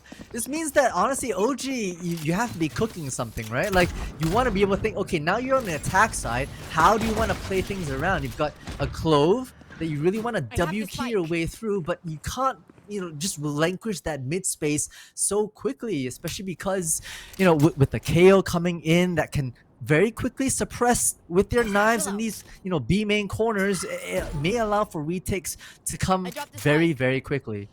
Yeah, and that Satchel put forth, looking to break that trip up close, but look at this OG bait over towards A. That's going to be Kiss immediately, putting forth that Paranoia, looking to find a little bit more on that jump. He does get tagged just a little bit down to 95. Still very, very strong, but I think it's dragged a lot of attention towards that mid line. LNF are definitely weak-sided on towards A. Peek out, leading to find a shot or two there, but it's just these dogfights, just peeking left, right, and center. Oh, but Logan Mercer not going to be able to be stopped here as we find so much value coming out from the side of LNF. OG's plans after the timeout completely thwarted, but hey, it's not over until it's over. There is Mammal finding another headshot for themselves. I was about to say they're about half HP. Mike even lower than that, but OG now left on their lonesomes in a couple of members. Need to find absolutely everything. And that's not going to be happening as Mammal and Mercer find themselves a double headshot, only return with one from Niley. It's perfect from LNF on the defense. Okay. LNF, that's honestly the way LNF liked to play, and OG kind of fell within that trap, like LNF liked the methodical kind of map working. They were a little bit phased with some of the pressure being put on the A, but the Omen held their ground, threw out a one-way smoke, called for the rest of the team, hey, no bueno here, nothing's happening on A, keep your attention on mid, and in those first couple of kills, just basically let the round go their way. So great start from Lost and Friends. Great start from Lost and Friends in the first half as well. So we'll see what happens as we move along. OG opting for Sheriffs and Classics and a slow approach for round 14. Yeah, for sure. One way instantly coming out, Scram, just looking to find a couple of cheeky spams in through it on that push. Not going to be happening as Hoodlum just dies for no reason. In towards A, seemingly a little bit of an interesting walk-up play. Not going to be happening there as they got tagged by the Paranoia, if I'm not mistaken, from the side of Kiss. Oh, spam coming in, not going to be rewarded for that 1-for-1 trade. I think Mikey really wants to net that back on the even scales here. They don't want to give away another freebie. But in this case, Anti-Eco coming in from the side of LNF. If all goes to plan, unless something catastrophic happens, as one of my best mates, Oni Potence, would say, this should go to the way of LNF. OG should not have any angle to win this round. But hey, angle created. Mikey ready and waiting with that headshot straight towards mid. Mercer falling to the wayside here when looking at a 4v4. A flash, but they're already through. It's too late. But do OG see this one coming? They'll spam out. It's perfect from Mazzino. They can't find any kills. It's Mazzino fighting two for the price of nothing. Mammal, but Mammal, game of life again finds two. They're even to back up, but somehow Scram, it's just back and forth. How do OG keep doing these things to us? It's 7-7. It seriously looks like overtime right now. Well, that was heartbreaking. Honestly, for the side of LNF, Long unfortunately just kind of held that key way Spike too long. down Could not A. control Player the spike recoil from the down A. Bulldog, and Player so standing. lost a lot of these shots. 2 pistols, Spike two down kills A. from the side of OG One enemy was remaining. classic, which I think is absolutely ridiculous. Right, so a bit of the stress, you know, the momentum, the marathon of this best of 3 series is really getting to their heads, and so LNF pulling out a cheeky one, sending a couple of deep players down mid just about to hold this corner. But OG is smarter than it looks, you know, just trying to group up, making sure that no guns go to the wayside of the defense. Hard and fast, just like how Little Caesars like to call it. It's hot and ready from the side of Scram. Oh, Muslim just comes through and finds that 1-to-1 trade immediately. But Mammal just so good every single time. It's a game of life. You might as well call it a game of a lifetime at the moment from all sides of LNF as they continue to find value regardless of situations. It's their Thrifty now. It's Mazzino needing to push through now. Turn the flash immediately, gets captured, but somehow Mazzino walks around. Scram finding a headshot immediately. He needs to get traded out by the side of Long. This is the ring around the Rosie that you've been looking for. The nursery rhyme of a lifetime. It's Long with 3. It's LNF with their own Thrifty back to back. Oh my days. What is happening? Thrifty. Get me out, Merlin. Get me out. Oh my god. Back to Thrifty. A counter Thrifty. I mean, LNF played that so perfectly. You sent 4 players down mid. You had the wraparound catching one player off guard, picking up their Bulldog and creating havoc in your enemy's back line and in the ring around the Rosie. I mean, Mazzino tried to do their utmost best to hold back and play time, but ultimately you can only dance around for so long before the music stops.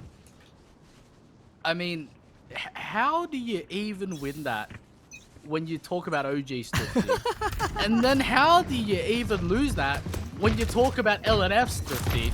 And now, all of a sudden, we're back into a light buy from the side of OG, coming with a couple of rifles here, and it's going to be another push of the Sentry, but Mercer with the Operator. They were so good on this with the Down B. You're devious One with enemy it. remaining. It's coming with another one to answer right back. It's not given. It is going to be finally a 2-round lead. It's going to be LNF finding their 9th. Okay, LNF break the counter Thrifty kind of strat. I don't even know what to call it, with some beautiful collapse here and a quick flick left and right with the boomstick. So OG will be able to buy up at the very least to get themselves into the meat and potatoes of the round. Mammal already online with that Armageddon. This goes here. Nivey with the Rolling Thunder as well. But a lot more coming online as well. You know, Mazzino Scram 1 away from theirs too. So it will be interesting to see who takes up this particular B orb.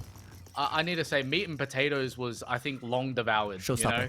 I feel like right now we're in kind of like the 14th course banquet meal, and the showstopper looking to be curtain called, but Mike is just absolutely diabolical. The flick of a lifetime, wrist breaker. Don't send you to the hospital, send you to the morgue. It's gonna be LNF all on the showtime, still somehow with the 3v3 scenario with Mazzino. Answers it right back, needs to find everything. It's gonna be Mammal answering with the headshot here, but Mikey returns. Not looking, somehow not dead. It's gonna be the Rolling Thunder invested right now. Mammal's instantly taken for a ride with a headshot delivered, but Kiss, all they need is 2 bullets, but they found him out. Cyber Cage put forth, and the paranoia is gonna be absolutely perfect. It's all up to these 2 members. Niley up against Kiss, half HP and a dream for this breach. They need to equalize the odds now, or else the game's gonna slip away from them once again. The spam, oh my god, he's almost perfect.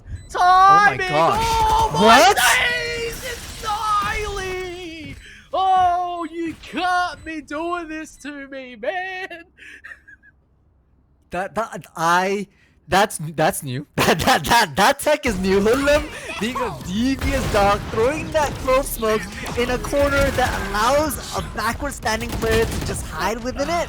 Absolutely disgusting. But you know, Mike with some disgusting shots as well, shutting down that showstopper instantly. And Kiss, look at this. 90 is just like peekaboo, peekaboo. Ain't no way. Ain't no way. Ain't no way. That's a TikTok right there. Playing I Spy with my little eye. Where's the breach in this side? It's crazy. OG clap back with a round for themselves, find themselves in a 1-round deficit now in comparison. And this position from the side of Scram. Oh, this is a timing of the absolute century, but the spy cam is going to be spotting it, saving LNF's chances right now, because that could have been. I think it's on top of the building, if I'm not mistaken. It sees into A main. It's the classic nerd cam, and it's going to be Niley's Aftershock actually finding the first point of contact and the first kill for themselves. Now, all of a sudden, LNF in the back foot. Mikey instantly gets taken down as Kiss gets the headshot through and through. And you're looking at a great play from the side of LNF as the flash starts to come through. But a lot of kills. It's Hoodlum again and again. Paired with Mazzino for 1. It's going to be 3 instantly taken down, as that's going to be long falling to the wayside. No null command to come through for you there as the salvo's invested. Mirza holding the angle. Fault line perfect. They just know exactly where they are, but they don't want to risk it. They want to bring it back to even to find all 4 guns for the next round. And that's 18 rounds casted for Sunset, and we find ourselves with neither team in double digits. We have definitely seen a 9-9 at that previous map, I think, and we go again here with a 9-9. Beautiful execution. Scram just able to walk their way. You actually, I believe, Scram on the way through A saw come out, but actually chose not to break it. And just allowed such a big push and instilled the fear of God into Lost and Furious. So the retake was so much harder from that perspective, and it's all these micro plays that honestly I just think it's incredible to watch. I think you just called Long and Friends Lost and Furious, and I didn't even question it, because I think that's just true. Because right now they're really looking a little lost and furious right now, as they just find plays out of seemingly nothing. And we're looking at OG trying to clap back on the exact same kind of W key nature. OG are looking to equalize and take the lead once more. Perfect stun coming through as the Salvos lock it down, and Mirza answers right back as Scram instantly gets fallen here. Aftershock committed. Mikey with the headshot. They're alive. Belongs just better. It's another round of life from the KO here, as we're looking for a little bit of an interesting one to pull through.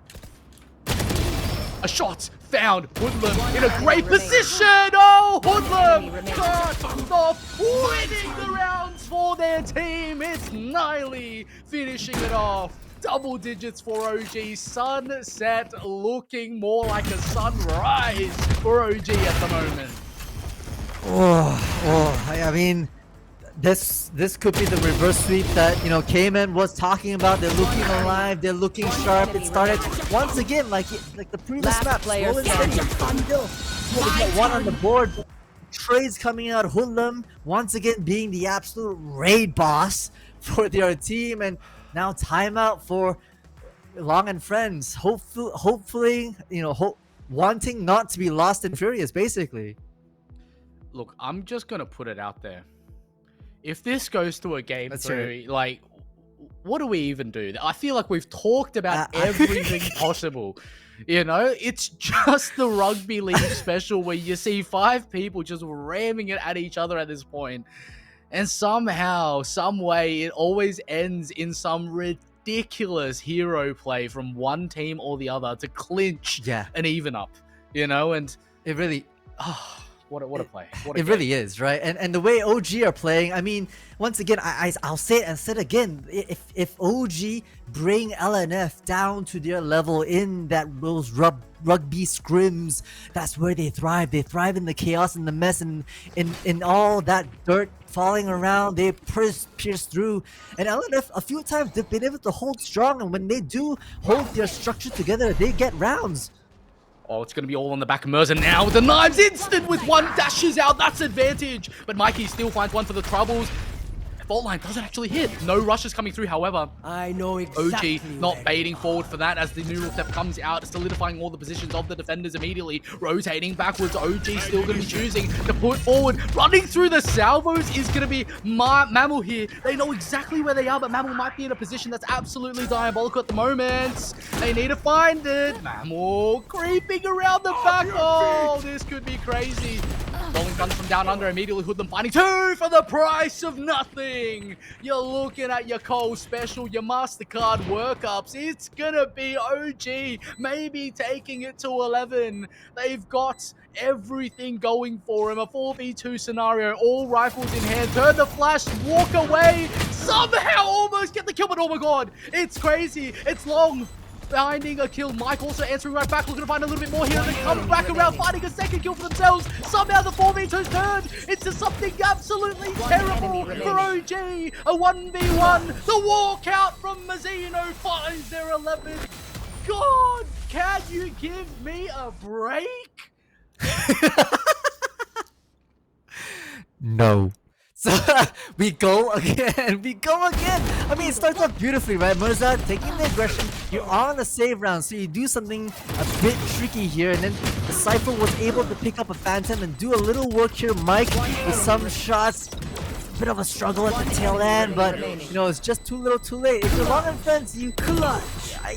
You gotta be a little happy with that. At least you stripped off as many rifles as possible. You hopefully stop the snowball. Oh my gosh, Scrams are really deep in. Look, I was gonna say, let's just hope, let's just hope that the finals of the next 2 matches that are to come are going to be just as good. Because right now, this is looking like not just the game of the split, but probably the game of the bloody year. We're looking at OG coming forward, finding a kill for themselves, Mike falling to the wayside immediately, so the Sentinel down means that the retake has to ensue with only Initiator Util, and Mammal has something to say about it, but the timing of Scram finds the headshot immediately here. It's absolutely massive. And you're looking to find something onto the side. They're not even here, but Scram, oh, the shot fired. Almost finding a second for the price of one. It's going to be Kiss finding a kill on Hoodlum here, but they're going to get chased down. It's Niley finding him, and they know one is already on A, and the second one has the operator, but Mazzino somehow survives a headshot collat with the wall that looked like it just hit the net. So Mazzino's on 1. They're running away. It's perfect timing, but it's still a 1v2. It's not over until it's over, and if we've seen anything of this game so far, literally anything can happen. And right now, desperate to find the double digits here. Is going to be long as the salvos come down. It's going to be a 2v1 immediately here. It's going to be all on Mazzino to bait out, utilizing the util. Salvos with forth. Armageddon casted upon his special delivery. He's going to be casting Calamity onto the field of justice. 1 kill, long, 10 HP. It's all on Mazzino. They're solo and Mazzino finds it. Match points for OG. Oh, safe pair of hands. Mazzino, cool, calm, and collected, took an operator shot to the head and just swung out at the last possible second to claim their kill. This is devious from the side of OG, right? You see them chasing the defenders, trying to retreat at the backside of their CT spawn. That's how pressurizing the attacker side from OG are applying onto Long and Friends. This can't keep going. You know, you just can't keep doing this to me. You want to switch roles, Multi? You want to be play-by-play from now on? You know, because this is looking a little bit crazy. I don't even know how these plays start to work. You know, every single time you think it's gonna go one way. You know, both teams literally look at us sitting on our high horses on the casting chair and being like, haha, nope, see you later. Nope. Let's do something fun.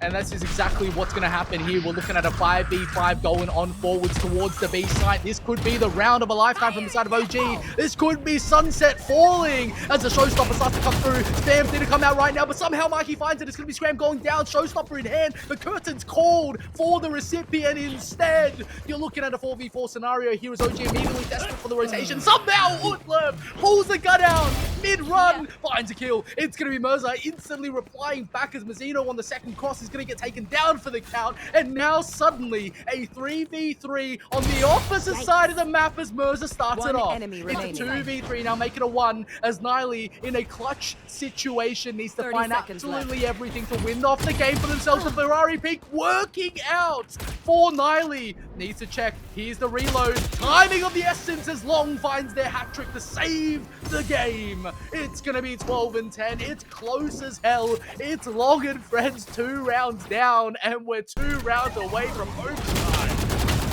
2 rounds indeed, and if you look at the finances, OG basically have money for 1 more round, which means that Long and Friends actually, this will be crucial for them, you know, to be able to just bring it all the way into overtime. As long as OG don't manage to clutch up, which they, honestly, the way they're playing, it is an absolute possibility. Oh, a save. No, a save. Oh, it's going to be discipline coming out from the side of OG, but you never know until you deliver to the end. Thrifty's back-to-back action here, and we'll have to see whether or not that's going to be the way they finish the game.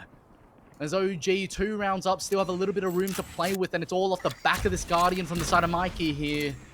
It is everything on the line for OG. They need to find a win, so understandable that Discipline walks out, but Niley, disregarding all fronts, just going to be running through with a stinger. But hey, steps made. They know the rotation started to ensue, and LNF going to make a great decision to start to rotate towards B right.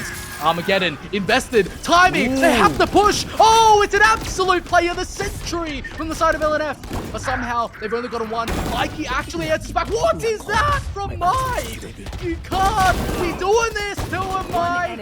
It's Mammal with the final kill. Spike down. And that's going to be a 1v3. Mikey needs to find absolutely everything as everyone starts to fight and fall like flies. Is OG left in a 1v3. All angles covered. Mikey on the clutch. 30 seconds left. This would be the play of an absolute lifetime for him. Timing is of the essence. They have a chance, and that's not given. Handshakes put forth for the Cyphers, and Mike finds a 4K.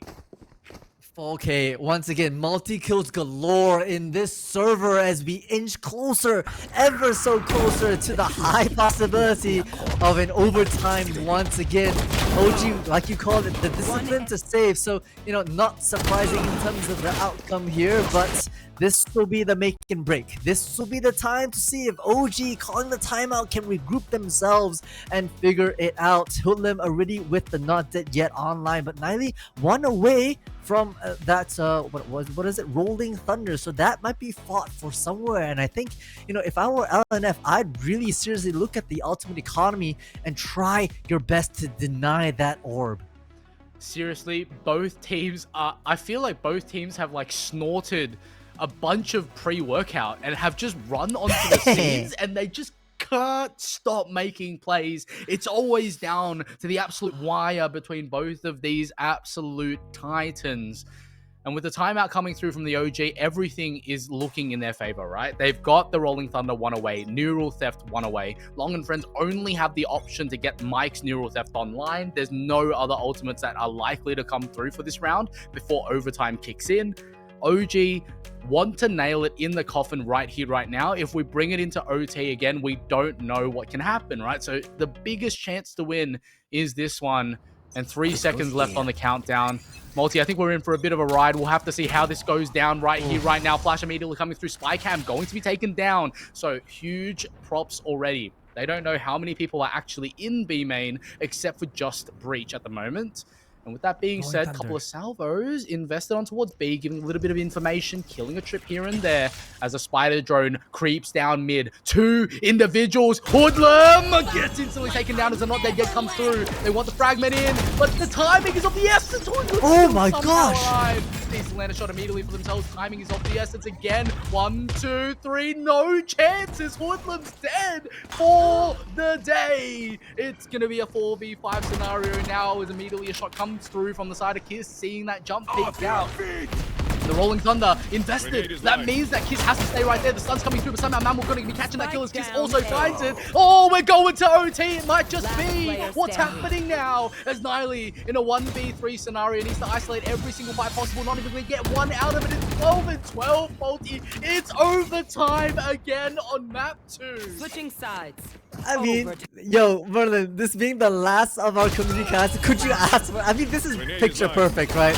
And the way these teams are playing are out of their mind. The aggression from Long and Friends to go to take that fight, and then letting the KO run away because, you know, the Clove from Hoodlum had not seen Missouri in the corner just yet was diabolical. Hoodlum was forced back, still in the resurrection mode, and had to resurrect while that Molly was up. Again, these micro plays give me the goosebumps. This is where it all comes down. Life or death in split one of VCT OCE playoffs here. This is the lower bracket, and this is where everyone puts everything on the line. And OG and LNF have been squeezing the blood out of this stone for 37 rounds on map 1. And pair map 2 with that. That's going to be 61 rounds. 61 that we've played so far. In 61 rounds, we've fought ourselves a difference of one. A difference of literally one round in sextuple overtime. And here we see ourselves again in overtime, ready and waiting for this push to come through. LNF, Mammal, game of life, series of life coming through from this individual. This Taeho has been so powerful and piloted by an absolute maverick on the scene. Special delivery put forth next to the Salvos here, but it's going to be a smoke saving the life of Mikey, but not going to be for long enough as they instantly go down for the count. We're looking at a 4v5 scenario. Dragon's coming through. One, almost a second. Hoodlum was almost there. But Mike gets a second kill for themselves as they create another 2v4, but makes that a 2v3 as somehow another shot comes through. But Mike, too good with the neural step, getting free for the count. Immediately sees where Scram is. Needs to find absolutely everything. 1, 2, and 3 is going to be the play of the century. One. Down to 15 HP, but not good enough as Mammal finds the spam. 13 and 12 is the scoreline here. Switching sides. And we're almost there. We're 1 round away from match completed. And we're 2 or 3 rounds in this case away from a possible map 3. This is crazy, Multi. This is absolutely crazy. It's bonkers, and you know, I gotta call out to Mammal and Mike. Absolutely just turned up this particular round. We've just entered OT, and Mammal's already sitting at a comfortable 32 kills to their name, and it's just incredible. You know, when the team needs these players the most, they dig deep and they deliver.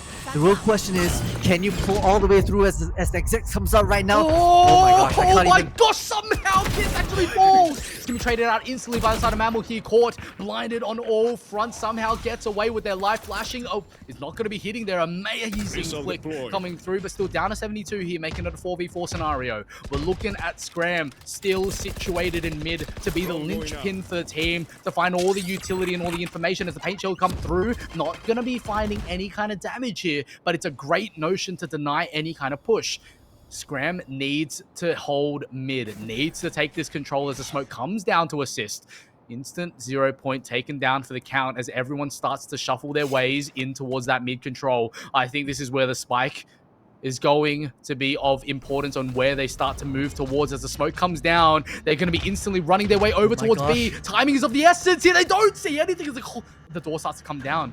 It's going to be Mammal now looking to hunt for any kind of lurkers, but unbeknownst to them, every single person's already on the side. It's a 4v4. Oh, Multi, this is about to get crazy here as they're looking at a 4v4 retake to come through. And if Long and Friends win this, that's the match done. If OG win this, they have another chance, a second lease of life to find these map on Sunset. And it's all gonna come down to this. This is where history's made. Over 60 rounds played over 2 maps. We're looking for something here. Will the sun rise for the side of OG, or will the sun set on the side of them? It's going to be Mikey and Scram instantly finding 2 for 1 on the trade, creating a 2v3 scenario. We're looking at a double jump down. Mike going to be fighting the first here. Instant headshot from Scram. Left in a 1v3 is Mirza, looking less unlikely than ever, but it's still 1 kill. Defuse needs to ensue immediately, but the saver has to come through at this point. Nothing can be done. We go to double overtime. Okay, that's 2. That's 2, Merlin. That's 2. That's 2.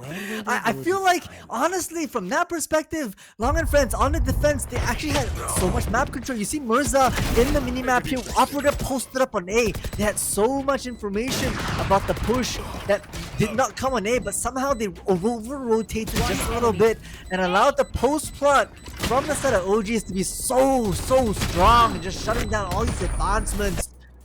Oh, bit of a misplay there from the side of LNF, and that'll cost them that overtime and an advantage. So once again, we reset. The tie is back up. OG hit that timeout button and try and figure themselves out. They need to get their advantage. That has been their crux. Yeah, this is just absolutely insane. We're looking at a crazy scenario. 26 rounds in this game, 36 in the one previous. We're looking at 62 rounds played in amongst 2 maps. We haven't even started talking about map 3 just yet, and we're on the cusp of possibly reaching it. Timeout coming out from the side of OG. Hopefully they've found themselves a little bit of a strategical, dominating play to make that extra edge count in that timeout. And on defense here is going to be the first point of success that they need to find. LNF caught 3 in a row just to find themselves back in double overtime here. It's all on OG to make this work out for him, and all on LNF to pierce through the defenses here. An interesting cam actually from the side of Mikey holding that mid space. So that's just maybe thinking that LNF would pierce through. They've had success in the past, so not too crazy there. Drone coming out, a lot of exact heavy pressure applied on that A. One-way smoke. Nope, not in place, but the spam through. Scram able to shut down Mirza. Yeah, and a second kill coming through as well. Scram's gonna be finding absolutely all kinds of value here on the defense side of things, creating self-centeredly a 5v3 scenario, putting the team on their back when they need it most. And it's gonna be all up to this linchpin. Mike in mid needs to find a little bit of action towards here to pull the rotation back out, but Mammal just wants to hunt, just wants to keep walking forward, and Hoodlum's in a great position. Sees the head and finds it. It's instantly taken down to a 1v5 scenario here, and Mike's lurk is completely thwarted, and if they take down Mikey, not even gonna happen. Gonna be a 14-3, a flawless OT round coming out from the side of OG. This is looking a little bit one-sided on that round, and we might be seeing map 3 here. Wow, I mean, a new look from the set of OGs, right? They basically kind of really play passive and let these players push in onto themselves. And it was just the Scram getting some excellent kills. Actually, one away from that showstopper. So had that really come online, wouldn't be, it would be really that final nail in the coffin. So now on the flip, LNF need to respond. Long and deep discussion with their friends effectively to try and figure out, we've got Mirza back on that glass cannon, but you have to trust the callouts from your jet, right? We've seen the slight over rotations coming from LNF on the defense side. Even when Mirza is posted deep into A main, you have to trust the postings. Yeah, I'd just like to bring to attention this individual in chat, Uncle Hoon, requesting for 8 more OTs right now to try and bring it into a 10 OT game. And then what's the matter? All right now. Mr. Waddy in the chat goes, and then map 3. Like, what are you trying to do? Trying to kill him out here? Hey, guys. I'm just a caster. I'm just here to talk. But right now, I'm like death by word vomit at the moment. And OG need to find this win to bring their lives right back into a 1-1 state, and everything hinges on these next rounds. Mirza, first point of contact, they're immediately pushing through the one-way. Timing of the essence! It's Niley instantly with the opener here, the operator down for the count, and this is the opening that OG have longed for, hunted for, tried to find all this time. Mammal instantly finding Lurkin, but it doesn't matter. It's a 4v4 state, and they've captured most of the site already. The push on needs to start to go now as the Salvos look to thwart the timing. Oh, the flank, however, coming through from the side of Mike might just be the linchpin that wins Long and Friends their game, but Mazzino has something to say about it. Instantly, a headshot comes out, creating a man advantage. It's all about timing. It's all about advantage. Rolling Thunder from down under, they're going to be coming through immediately. Here's Hoodlum. He's somewhat stunned. Immediately gets taken down as Mike also finds one on the back end side, still seeing a 2. B2 make it a 1. It's going to be all on Mike now. The clutch is not happening. That's OG finding their victory on map 2 in triple overtime. 15-13. Multi, we're going to map 3. If we're going the distance in every conceivable way, right? Every map is run down to the wire. Every round has multi-kills and single player remaining. Every single map will be fulfilled. And we're going to split an unbelievable OG once again. Might I remind everyone, it was 5-0 at the start. And somehow OG takes their time to turn themselves on and find their footing with map after map. And you know, we've seen their success against Bobo. My apologies, and we see them go again against Lost and Friends here. Yeah, I mean, chat, are you not entertained? This is ridiculous. We're on track to cast 100 rounds in a best of 3 right now, and I don't even know what to say at this point. This is the series that probably the longest series I've ever casted, probably the most action-packed series I've ever casted. And I couldn't be more happy to be able to bring forth such action and, causal factors. But here we are standing 2 maps down with a difference of 2 rounds between these teams. One map. It's gonna be a trilogy. Yeah, one map. It's gonna be a trilogy like we expect, right? I mean, you cannot get these ball-busting, action-packed, straight-up Michael Bay action without producing a trilogy. So this is exactly what the script writers have gotten us, and the reverse sweep may start here. We don't know. Each of them taking away their opponent's map pick. So anything can happen, Merlin. I'm not gonna lie. We've got ourselves on our hands right now the Snyder's cut of the lower semi-finals right now. This is going on the full distance, like you mentioned, on all fronts. With that being said, everyone at home, thank you for joining us on this absolutely action-packed game set of Valorant between Long and Friends and OG, standing at 1-1. So make sure you get some calories and hydration, because I will be, to prep ourselves for map 3. We'll be back in 5. Don't go anywhere. We'll see you for one final run of the night.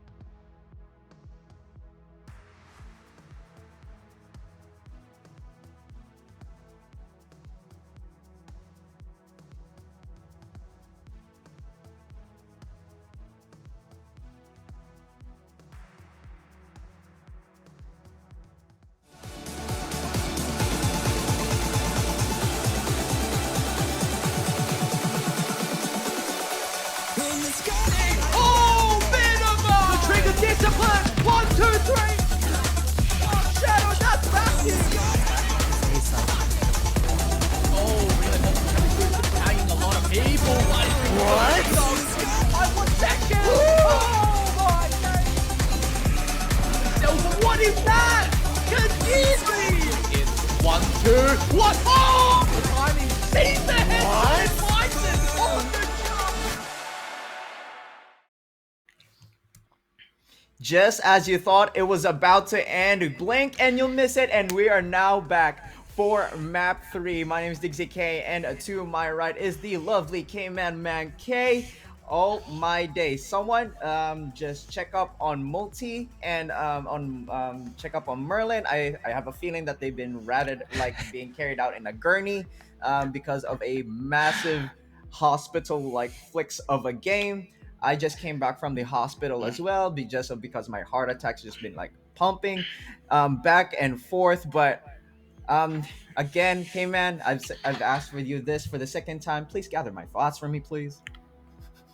Well, if this was a Swift Play format, this would have ended 3 hours ago. Long and Friends have been up 5-0 in both maps, and they've gone OT both times. I don't understand how it's even possible to be continuously bringing things back, but they just keep doing it. OG, the team that will not die. They will not surrender.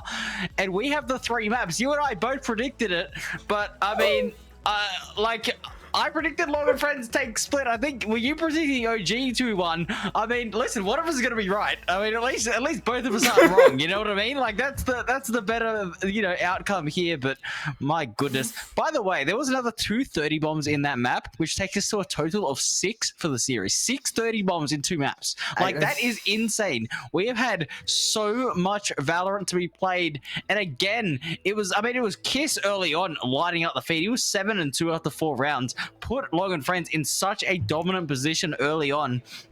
The rest of the team started fragging. Mammal, another 34 kill game. Huge coming out from him. Merza with 22.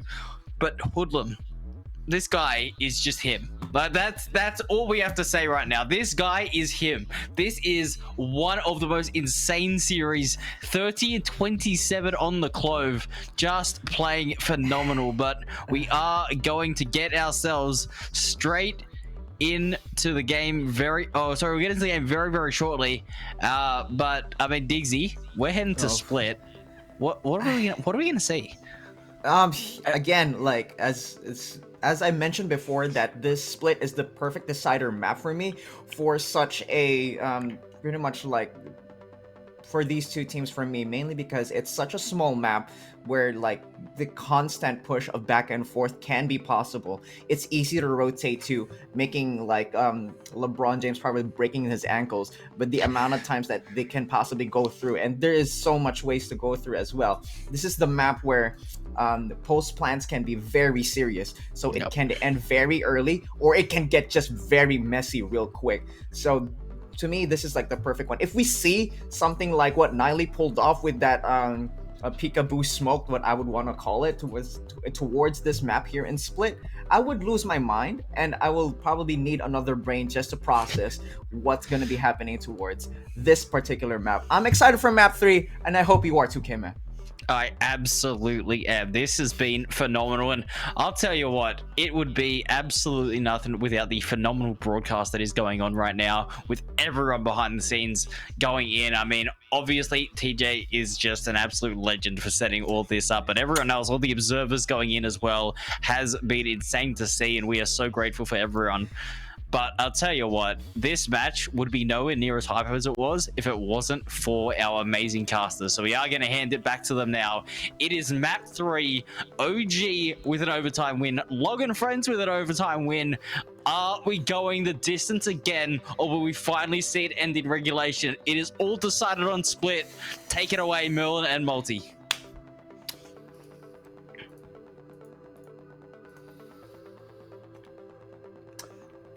Yeah, I think I've got it covered, boys. I had to speed run a couple of monster cases over, and we'll be caffeinated right up, ready and waiting for map 3 to start it out. This is where it all comes down. When we thought the linchpin would be pulled for a 2-0 game to be over, OGs just wanted to say nope.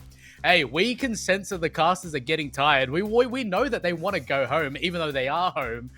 But hey, you know what? Let's just take them for a final spin. It's going to be Split.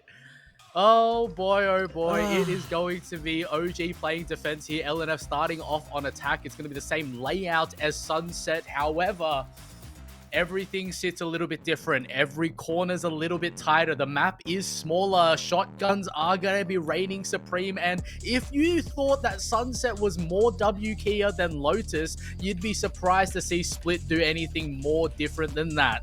Multi, what do you think is going to go down here? I am trying to piece together. I'm trying to look into my crystal ball and trying to figure out, okay, how are Long and Friends gonna maneuver their way around here? How are OG gonna bash their way through the site? I mean, Split is Split, and you have to take that high heaven control. And once again, OG looking their composition, tried and true. These are folks that know what they're doing with the agents they choose. And Long and Friends are done with it. Double duelists now. Oh man, it's Now, gonna be Reyna now. on Mirza, more so Mirza on Reyna, and Kiss.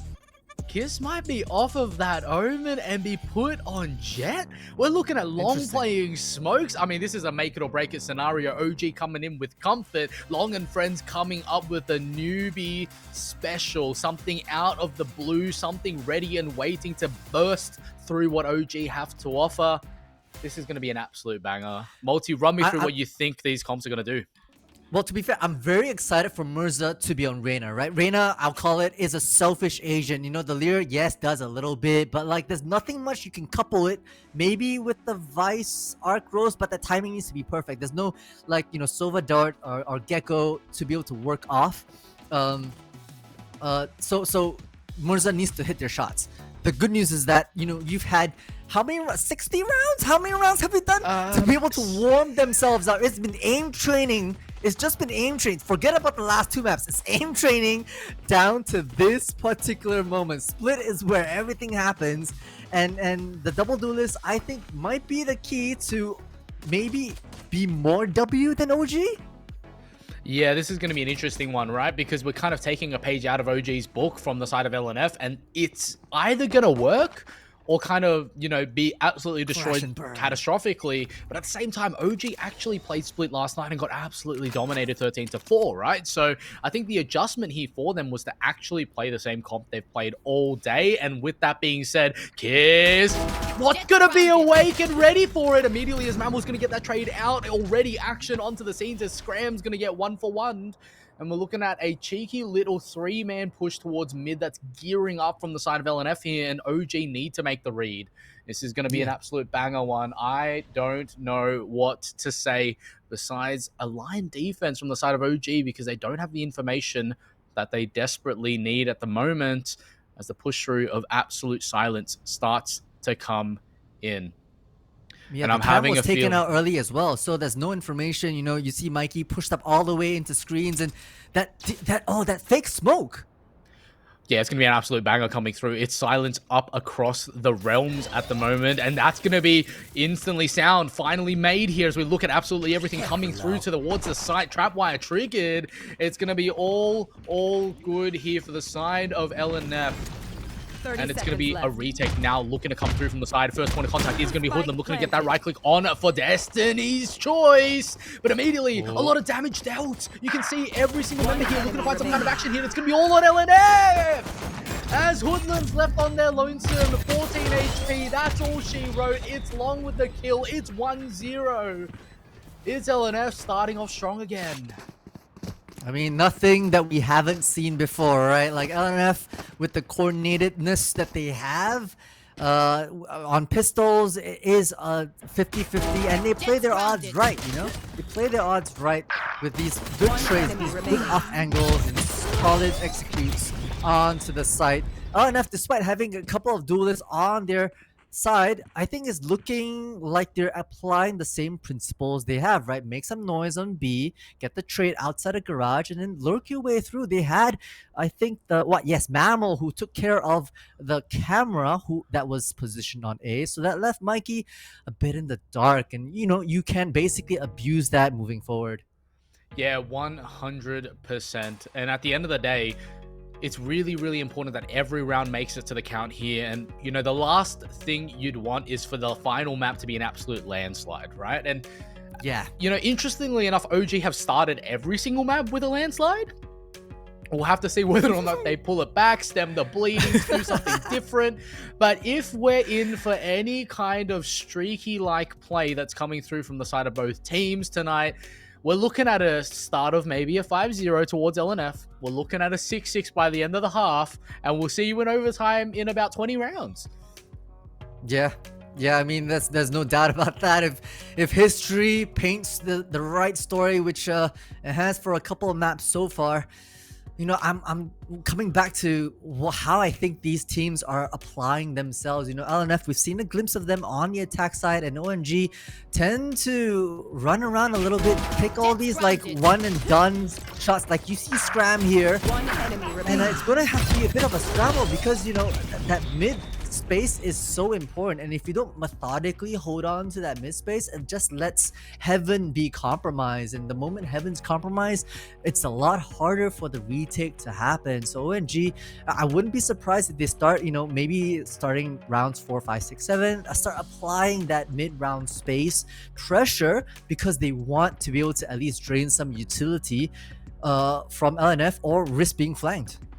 Yeah, for sure. And if we've, you know, utilizing history to bring it ever so closer towards the predictions here, we're probably going to see a 4-0 because on trend we've seen a 6-0 into a 5-0. I think it's probably going to be a 4-0, which means we're going to be in the running for obviously the bonus to go to the way of LNF as well, and then the subsequent round after that before OG buy up and start squinting their way through into the half.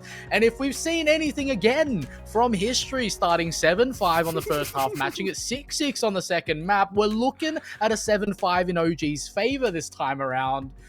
And if there's any consolation based on trends, this game should not go into overtime because, you know, we went from 17-19 down to, you know, 15-13. That's 36 rounds down to 28. That's 8 rounds down, which means it's going to go to 20 rounds. So that means this game theoretically should be a 13-7 victory on towards OG based on statistics. That's just off the top of my head there. But hey, it's only been one round. We're waiting for a couple of players to reconnect here. I really want to kind of bring our attention now over towards this Reyna and Jet. The problem is on attack, obviously, they're going to be super strong. They have Mammal to support them with that utility, but they don't have the same level of flashes that's as reliable as a Breach. But they're definitely going to be able to get onto a site with so much, you know, near-sighting ability stuff. But yeah, with that being said, we're just going to cut right back to the host, get this technical ball sorted out, and we'll catch you very shortly. Woo! What a start from map one.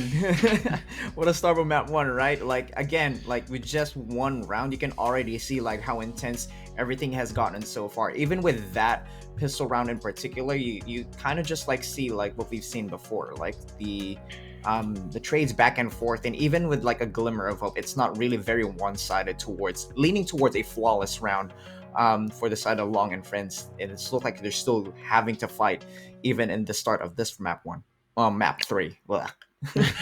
Map 1, gee, that was like 3 hours ago, mate. Jeez. All right, no, but yeah, you're right. I mean, it is just going to be a tug of war. These two teams, and the one thing that I have been really interested to see is that Long and Friends, this core roster of JFT that we've mentioned quite a lot of times, is that they really do love to play this contact-heavy approach, but OG are matching it, and that is what is making such exciting games. But I have just gotten word that the players are back in. We have the reconnect, so enjoy the rest of the map. It is 1-0 to the side of Long and Friends. Can they convert that win into a series victory? We're going to find out right now. And that's going to be the pause looking to be completed out here. We're back online. I mean, at the end of the day, there's nothing without a cheeky little 64 round 2 map cast along with a technical pause to put the cherry on top for yourself as soon as you're back into map 3, right? It's going to be a banger of a series, and I'm really interested to see if there's going to be any shorty plays come through, and we just, as I say that, cast is curse. It's the judge coming through from the side of Scram. This could be an absolute banger, especially for something like Split. The manifestation. I love it. In 7 seconds to go, Bear's about to drop, but unfortunately that gamble might not go their way. So Scram's going to be caught with a short-range pistol. Quite far from the rest of the team here as LNF go exploring through mid. That's kind of what you expect. A bit of a tussle might happen. But OG have put up everything, even the double trips plus the cam onto the A side, and now trying to reposition to get into more favorable positions. Yeah, everyone snaking through from the side of LNF towards that mid, except for that 4-1 push, as we typically see the Sentinel lurk out around. But in this case, everyone clears through vents. They clear that position and they're looking to charge straight through into that B split that they've been opting for. A perfect stance here from the side of OG, but they're in a great spot with no weapons, however, as a dash forward is going to be perfect. Timing is of the essence. They need to run right through now, but the spam from Long just captures him. It's absolutely massive. Mammal finding the second kill as well for the team. Mikey going to be the final stand here on this side as they walk out immediately taken down from the side of Long. Somehow Long actually gets that kill despite them being the spike planter. We're going to see that 2v5 ensue. And Scram is going to have to probably save this judge. It's a great weapon on this map despite it being a buy round regardless. And Niley's going to be sent forward. First person to witness the stance that's coming through from the side of LNF. And I think this round's as good as over, Multi. We're going to be inching forward to the bonus very shortly. Yeah, you know, they may go hunting a little bit, but I mean, looking at their arsenal, maybe Kiss would want to fight it because you definitely don't want to give them chances. You see, actually, LNF giving them so much respect, right? I mean, rightfully so, able to take something like a 6-0 and a 5-0 all the way to overtime twice on 2 maps. You have to, by this point in time, respect your opponent. So Nilly is going to go down. Scram's going to have that judge moving into round number 3, which honestly is not a bad thing given the mobility from Scram, as well as the tight corners perhaps around that mid space, maybe Mail, maybe Vents. We'll see how they want to play this round. Yeah, for sure. And it's going to be all about that A-side defense right now for the side of OG because they want to stack that kind of 3-player B-side mid-control setup that they like to do. It's going to be that Cypher putting that trip towards mid, which is unbreakable unless you walk completely forward between that little dice towards mid and a stair. Which is going to come right through there, and the salvo is going to be invested as well just to break any kind of push forward from that mid side of things. I do believe that the Spider Drone would have also caught that the trip is towards mid, so they're going to be opting for no pushes there. And you're looking at an honest push throughout, but a one-way is going to be absolutely massive as the Spider Drone instantly gets destroyed. A lot of interesting, you know, trades of utility here, but nothing actually coming to fruition for either team. LNF going to be holding strong, however, and sending an insertion of Mike in towards that B main side of things. 4 members walking up towards mid. A bit of a silent spectacle coming out from the side of LNF, but they don't know where Scram is. Scram's in an insane position with an insane gun. This is going to be absolutely perfect if they run into him. But the chances are, I don't think they are. They want to clear vent, and then they walk forward, but somehow Mammal just knows where they are. It's an instant one-tap. Scram's got to be absolutely kicking themselves for getting taken down in such a good position. And they know now LNF in a great position to storm straight onto B. Only 2 individuals with no utility to hold the defense, but Mazzino has something to say about it! Oh, Mazzino! A 4K instant spray down. The heads line up like bowling pins in an alley. And you're looking at this Taeho on forward towards the ace. Hero plays on all frontiers, and Mirza needs to do everything with 10 seconds left in the round. 10 seconds left. Oh, I'm so sad we didn't catch it there. Couldn't get the ace. But at the end of the day, LNF find themselves 2-1. No 4-0. OG clap back off the heroics from the side of Mazzino. It's absolute heartbreak, right? For the side of RNF, you have a bit of advantage. You worked that B, you got that lurking Scram with the judge in the corner, and it all falls down right at the tail end like Humpty Dumpty because you met with a Mazzino with a rifle in their hands, and it's over before you know it. It feels bad moment, to be honest, but hey, that's all right. This is Valorant. We go again. OG pick up the bonus, and we'll be able to meet up with the meat and potatoes of the round. Both sides, Vandals across the board. Trips now back on that B. I actually like that B tripwire a lot. It's very hard to break. Yeah, absolutely. Salvo's now getting invested from the attacking side. He just to clear a little bit of utility towards vents. They don't want to walk in for free anymore. Then we're catching long straight outside of B main. But they're also still hunting for the exact same play here. We're looking at kind of that 3-man push towards mid, clear out vents, go into, you know, Mail, and it's still going to be Mammal finding a kill for themselves. OG Mazzino unable to pull off any kind of miracle here on this round. Instantly shut down, creating a 4v5, making a 4v4 as Hoodlum's in a great position on the lurk. And the fault line put forth, not going to be stunned as the one-way cage comes through. It's going to be all up to Mikey to find any kind of value here. Walking into the side of the cage as Kiss instantly gets taken down. Mikey with the spam, but a headshot returned. It's absolutely diabolical from the Cypher main, hiding in a great spot. Not going to see the legs, I don't think. In a great one-way position as the close smoke comes out. Somehow going to be protecting the way of Mikey. Salvo's not going to be hunting for them either. They've got about 8 seconds left on the smoke before it goes to absolute craziness. Mikey has to do absolutely everything in this case as well. Mirza, instant shot dead is going to be it as the Armageddon gets invested. Hoodlum going to be in a 1v3 scenario, and it has to be all in their spectacle. One, not going to be a second one, aggressive on that take as well, but still the smoke can be right then and there as they push out together in the 1-2 split. Needs to go for it. It's going to be Kiss landing the headshot. A 3-1 scoreline is going to be LNF here as they find themselves victorious in the 4th round. Oh, I love the, okay. A few things. Number one, a bit of a messy round, to be honest, from Lost and Friends, because like you wanted to send the Omen on a solo push with the spike in hand without your Vice. Okay, tall order, but I love the mid-round calling, just putting everything on pause, waiting for that close smoke to dissipate, and then collapsing on all those positions, right? So LNF, cool, calm, and collected is the name of the game here, and OG are looking for answers. Now LNF pressing ahead. Oh, what a shot from Scram. The push forward. It's going to be an interesting one. Back turned as they find 2 for the price of 1 instantly as Mammal finds a kill for themselves. It's going to be Hoodlum also answering back with that phantom kill. We see ourselves in a 3v3 and Mike's in a great position to lurk up right now. If they push forward the initiative, it could be netting dividends on all fronts. But now everything rides on Mikey. They need to check this corner. I don't think they are. Oh, Mikey, the whip of a century! It's going to be the best Stormtrooper cosplay you've ever witnessed in the OCE scene as we find ourselves in a 2v3. This is where it goes.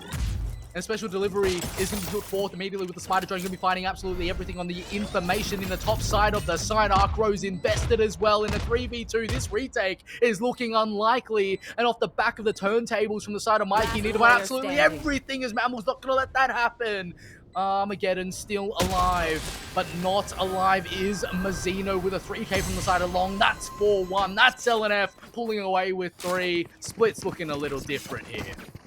I mean, I feel bad for Mikey. You know, once again, we've been through an absolute tear. You know, we talk about best of 3s being marathons, but at this point in time, we've done as many rounds as we could for even a best of 5, to be honest. And so, you know, you can really start to see the fatigue setting in for some of these players.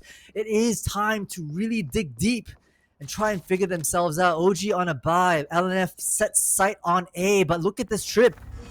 Production giving us a beautiful sight to maybe catch Kiss on a bit of a jump through A. Oh, but it's going to be invested towards that ramp side of things. So no updraft's going to be coming out from the side or the front of the site. All 5 members up towards ramp. They're looking to snake the Congo line. Salvo's invested and they have to walk out immediately. Hoodlum not going to be given that position to actually walk forward for a free kill. But they're pushing the initiative. Mikey's in a great position, looking to find that revenge play instantly cancelled as they know someone is in elbow. A push coming in. Needs to find the kill. Not going to happen. It's going to be Mike instantly with a headshot returned with Kiss for a 2-0. It's a non-gun game from the side of OG as they left in a 2-death scenario, finding themselves alive with only 3 members left. And LNF going to be standing strong in this post-plant scenario, has so much utility to utilize, and they have to clear every angle is OG. And you look at them snaking down all towards pipes as well. They want to check the right-hand side. Scram must be ready for it. Finds the kill immediately, creating that one-man disadvantage, equalized just a little bit. But that is going to be the Patience finding one. But Mirza answering with a kill for themselves as Long comes in with 2 swift headshots. It's 5-1. It's Long and friends making a statement that Split is not your playground. It's not, right? They're dismantling Split like systematically, layer by layer, just poking and prodding, spicing up their strats every single time. This was a new look for them to be able to basically have a bit of presence onto A, even A heaven, and then forwarding themselves onto the side. You saw Long getting those last couple of kills, but I do want to also draw attention to that from the shadows. Brilliantly played to draw Mikey off their angle. Mikey was ready in that position with the cage up to spam through their cage at the backside of A, but Long pulled them off that sight line, so was able to get the rest of Long and Friends onto the side. It's all friendship here for the side of Long and Friends. It's a crew, it's a party, and they're here to play. Yeah, 100%. And OG are probably looking to clap back on the exact same notion here, but at the end of the day, a timeout needs to be called. They lose, every single round except for the bonus, and this is probably akin to exactly how OG played, right? They always somehow clap back completely after the first timeout when it takes place midway through the first half. That's exactly what's happening here. And I feel like Long and Friends need to prepare themselves for something diabolical like that. It's the fire up will win. The BUWW coming through from the side of OG. Oh, Multi, we're in for a treat. It's gonna be good. It's gonna be a bit of a bloodbath. They have to find these players first, though. So a lot of them on the side of LNF spread in that mid section. LNF have resorted for this quite a fair bit, expecting OG on that save round to apply pressure through mid, but no. The defender sided very A side heavy, not even into just barely into vents at the moment, but even in that retake, those stingers do absolute work. One of the most broken guns, might I add. Yeah, the TP immediately coming forward. Salvo's invested vent needs to get cleared out, and they love to do it, but the Stingers here in the double stake is not going to be cleared out as they walk forward. This is the timing of a century. This is exactly what Hoodlum wants. They're rushing forward. Got to find absolutely everything on the finds one. It's going to be Nightly also finding one on the back end side. It's creating the 4v3. It's a man advantage found for the side of OG here. This is exactly what they're looking for. This is the game plan they were hunting in. It's man they get immediately put forth in the second lease of life coming through from the side of Hoodlum. Finds a kill. Refreshes their life state. Mammal with 3. These threats are back as somehow Scram still finds it. Special delivery and a flash. Long is literally not long for this life as the DP starts to come through. Mazzino sharp as ever. 2-5 after the timeout. OG find their recuperates. What was the 4-letter acronym again? The BUWW. I love it, right? And in the midst of all the chaos, there was so much attention, so much sound happening here at the top side of B-Haven. They just allowed these players to storm in with stingers in hand, get a couple of kills, pick up those weapons, and turn them against their original buyers. And that was all it took for OG to turn the tides once again, coming out from their first timeout, able to put another one on the board. The prophecy remains true, Merlin. Oh, we know about the theory. We know about the game state. That's exactly how it always happens. He's going to be actually expending that immediately, finding a kill, and also onto Niley, just caught with their pants down right there, because the smoke came through on the dark cover of the state in the mail, which means they couldn't see the sightline into vents on the push. They don't know that a second trip is here and a second person's here, but Hoodlum instantly taken down on the flash in. Somehow Kiss finds it. Oh my days, you can't be serious on the way that this is being played out at the moment. Literally run at you and just deliver bullets to the faces. It's raining Hellstorm for the side of OG, and LNF are clapping back immediately after just one round win. It's a 2v5, baiting that forward. If there's nothing catastrophic here, it should be a 6th round for the side of LNF. It really should, right? And LNF really holding their standards high. They're not letting the pacing get away from them. They're really making sure that OG on their defense does nothing to drag them down in the muck. So this will be, I think, OG's chance to try and figure out in the midst of the mess. That's where they do best, right? The previous round we saw the push out with the Stingers, just straight up just trying to get these kills, trying to play around in the dirt, bring LNF down to your level, and that's where you'll thrive.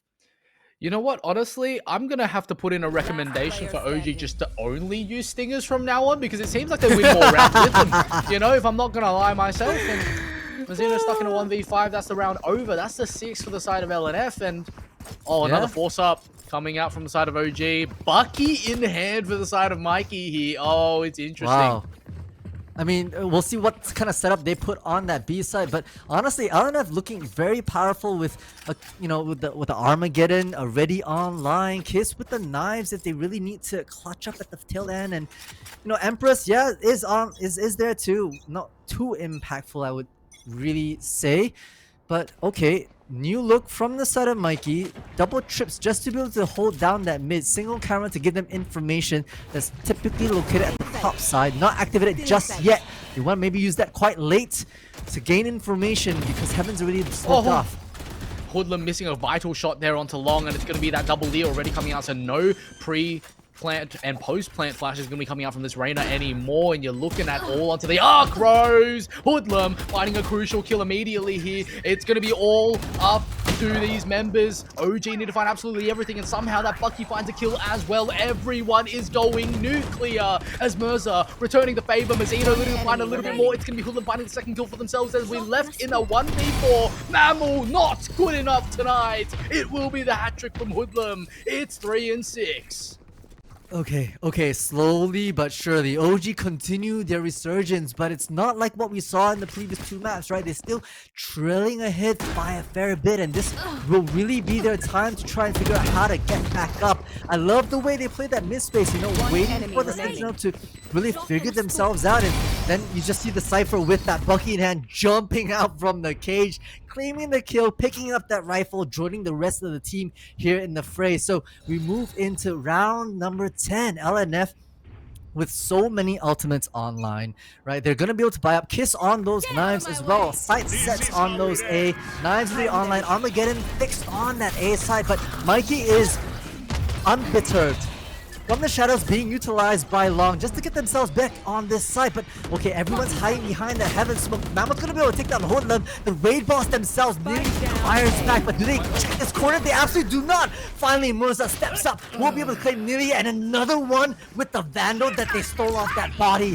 So Showstopper earlier on sends it in, catches nobody at all. Kiss is already down to 19 HP.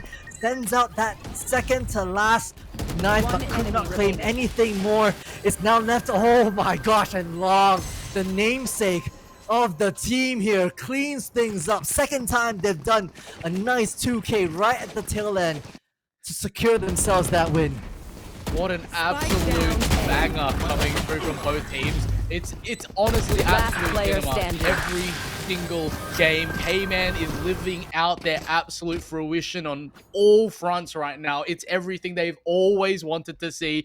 I can just tell Diggsy and K-Man are just hands up in heads right now, just watching this absolute greatness come through. And LNF are up by 4, but it is so back and forth right now. And OG need to clap back. They need to find the last couple of rounds here for themselves on the defense side of things to get them into that push to be possible onto the back end side. It's gonna be Mike still finding the kill for themselves as Scram falls to the wayside. Immediately Razormite taken down. They need to find a headshot now. A couple of members can be tagged up and the push through from Mirza gets the kill. It's Mikey going massive every single time, but this time gets bested by the side of Mirza, and Kiss finds another kill straight onto Niley here, and it seems like the gas is starting to go out from the side of OG. They're 3 and 7, and they're on the cusp of bringing it to 3 and 8.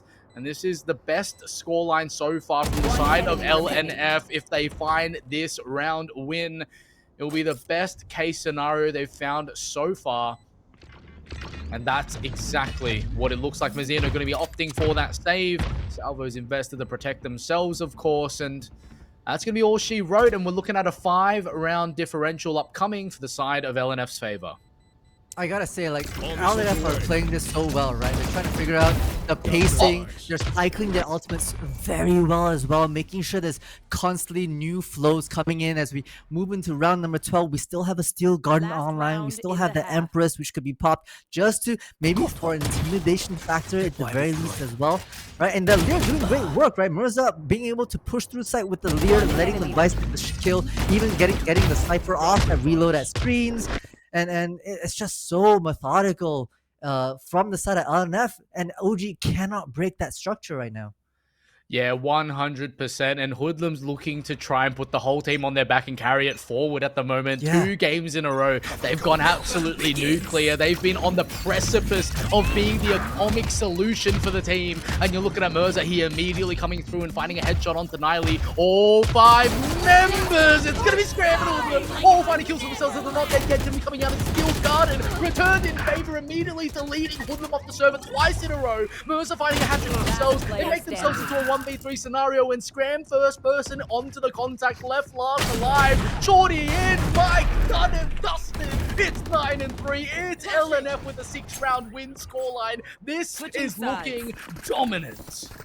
It really is, right? LNF coming the distance here, showing that, you know, not only do they have the right stats, but they have the physical capacity to keep the pressure on round after round, even after they've been shook through multiple rounds of overtime to even get to map 3.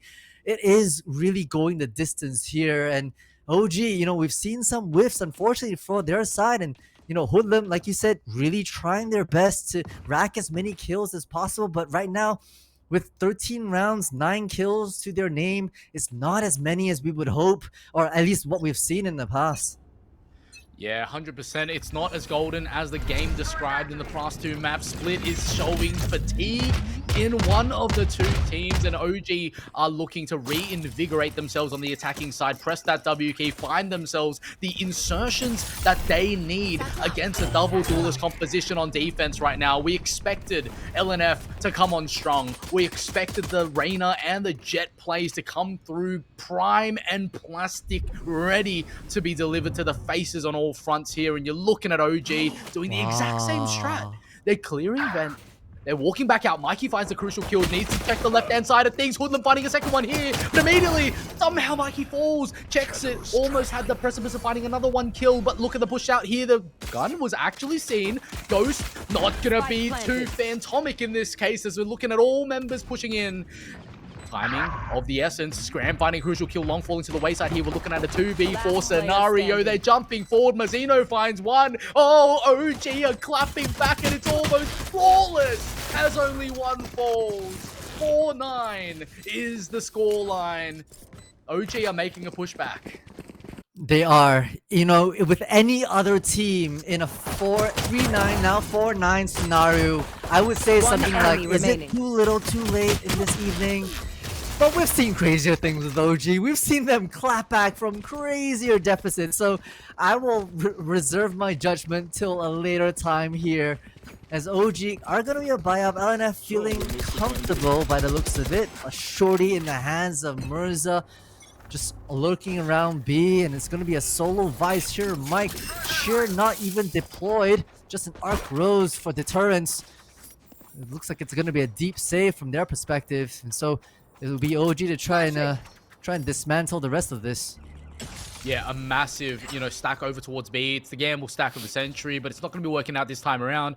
Mike, first person to be taking contact. Going to expand out just a little bit, but no damage to be taken, of course. Information gathered. Arcrow's still active and Plant still not down. We're looking at multiple members to push forth a little bit of action here. Spam coming in, not finding much. Mikey knows that someone's in screens, and of course more to follow in this case. In this case, all 5 members actually. Give it a couple of seconds, spam that again, and you might find success. The team is now put for dark cover, going to be coming in immediately. Elbow is going to be the reign of attackers with the finds 1, but the spam is crazy as Mammal along all 5 kills for themselves. 1, 2, oh! Hoodlum goes nuclear. It's Hoodlum and Scram showing all fronts. It's OG at 5. It's a 4-round deficit. I mean, if they win this bonus multi, we might be back on track. We might be back on track. Hey, let's not. Castro, stay out of this. All right, Castro, stay out of this. We just let it play out. Let fate determine what happens here or not. OG have to be happy with that. Spectacularly happy. Walking with 3 rifles into the bonus. Long and Friends now the opportunity for them to buy up and strike back. Now we see the evolution. Now we really see how these players and these teams play on flipped sides. LNF on the defense, slow and steady, giving up that mid space, interesting to OG. That's where the scramble can really happen. So they're worried about getting just out-traded from that perspective. Yeah, for sure. You know, and when it comes to about teams starting hot and then ending cold, it's all about when the team primes themselves at peaks at the right moment. And if this is where OG start to make the comeback, this is where LNF have to reconsider their options, where their, you know, fatigue starts to show after 18 rounds of battling to bring it back. But it's not going to happen. Mike is just too good. Hoodlum trades the 1 for 2 in this situation, but he gets another one of their teammates taken down. And you're looking at a 2v4 scenario. OG might just have been stopped in their tracks. This is their bonus after all, so a couple of kills would be great. But at the end of the day, you want the win every single time, and LNF are disciplined. They're staying strong. They don't want to give anything over in a 2-2-2 spot. And you're looking at OG having to deal with 2 members of LNF on either 30 side. seconds left. Which creates a bit of a thwarting play, but the insertion is crazy from the side of Niley, understanding that no rotations have come through, and the smoke being played in CT, if that's not heard, that is going to be absolutely massive. But the footsteps now given away. A lot of information put forth. And they jump right in. Immediately, somehow, Niley gets the kill, but it's going to be a spam from Long, finding it equally just as good as Long and friends rely on their leader and see themselves into double digits. That's 10 and 5. LNF draw the line. Yeah, they draw the line, get to double digits, and really, now the finish line is within clear sight. Now, the possibilities of getting to OT are getting smaller and smaller. That percentage is shrinking unless OG come back with something of a resurgence like we saw on those first 2 maps. You know, maybe hit that timeout button, but nay, we go again here with guns at the ready, maybe storming this site, but NF have read this correctly. They position both duelists on this site. Yeah, it's going to be all 5 members now cruising straight forward towards that A-ramp scenario. OG taking the page out of LNF's push, but LNF in a great position right now as all 5 members circling around like a bunch of piranhas looking and hunting for blood. And you see all 5 members from the side of OG getting tagged up by that paranoia, finding absolute value, thwarting the push, buying the team time. This is absolutely the linchpin. This is the pivotal play, the spectacular round, the absolute radical maniac-like answer from the side of Mercer. That's not going to be going forward, but Kiss!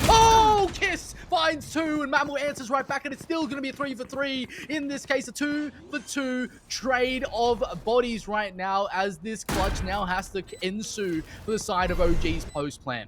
You're looking at LNF retaking 2 different members from different places in time. It's Long going to answer right back, but they're not dead yet. It's going to be chasing forwards. Dark cover coming through. They're going to give it time. They want Hoodlum to die, and they want to put Scram in a 1v2 scenario as the From the Shadows gets invested to find the double member towards A main. It's all in the hands of Scram. Can they find a kill to start? No, they can't. It will be Mike to lock it down. The 11th round comes through for LNF. Economy destroyed. Round differential destroyed. Long and friends are longing for the win. This is what you see at the map 3 of VCT. Absolutely phenomenal performance for the LNF folks. I mean, I cannot stop singing the praises of Long for this particular map, right? I mean, the micro plays here to be able to get that kill onto Hoodlum. You know they're a raid boss. You back out immediately. You throw a smoke just to be able to deny Long sidelines, and then you From the Shadows to group up with Mike, who's just sitting comfortably at A main. I mean, this is just so good from the side of Long. Each map, individuals from the side of LNF have stepped up, and today it's Long in the limelight.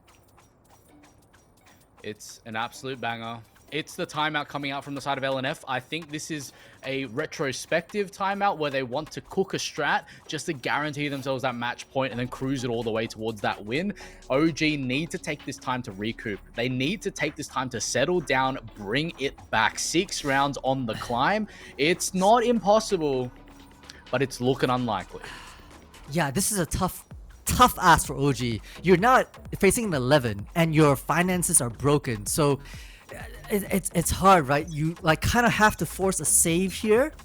I mean, do you force a save? Do you go Stinger around and hope for the best? And if you lose, you'll be definitely walking into, you know, that match point with broken economy, which looks like what they're doing. Buy up, we'll win.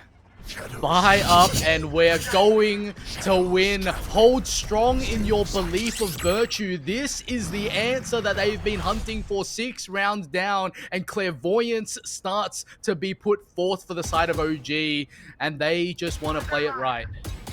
It's all up to this lull state. It's all up to the opening picks that's going to come down from the side of both teams here. And Multi, I feel like this is where the beginning of the end starts to put out their plays. Oh yeah, I mean a nice fake pressure on that B side, and it's keeping 3 of the defender players here, you know. But once again, Vice has been positioned on the A, albeit not much utility on that side. Showstopper already online, setting out, and will catch Mike, but that's not what you want. Shot out from the heavens. Mazzino will fire back, and Mammal will shut down Scram as well. Special delivery, looking to deliver more than just bullets right now. Mammal! You hot-headed, hot-blooded, but ice-cold in your face individual that just makes Tejo wreaking havoc upon the scenes. That's match point for the side of LNF. Mammal saw that Long was taking away their pole position and just fired back with, look at this flip, look at this, look at that second transfer. That is impossible. That is impossible. That physically unmatched. And thank you, producer, for putting all the all facial expressions there. Jeez.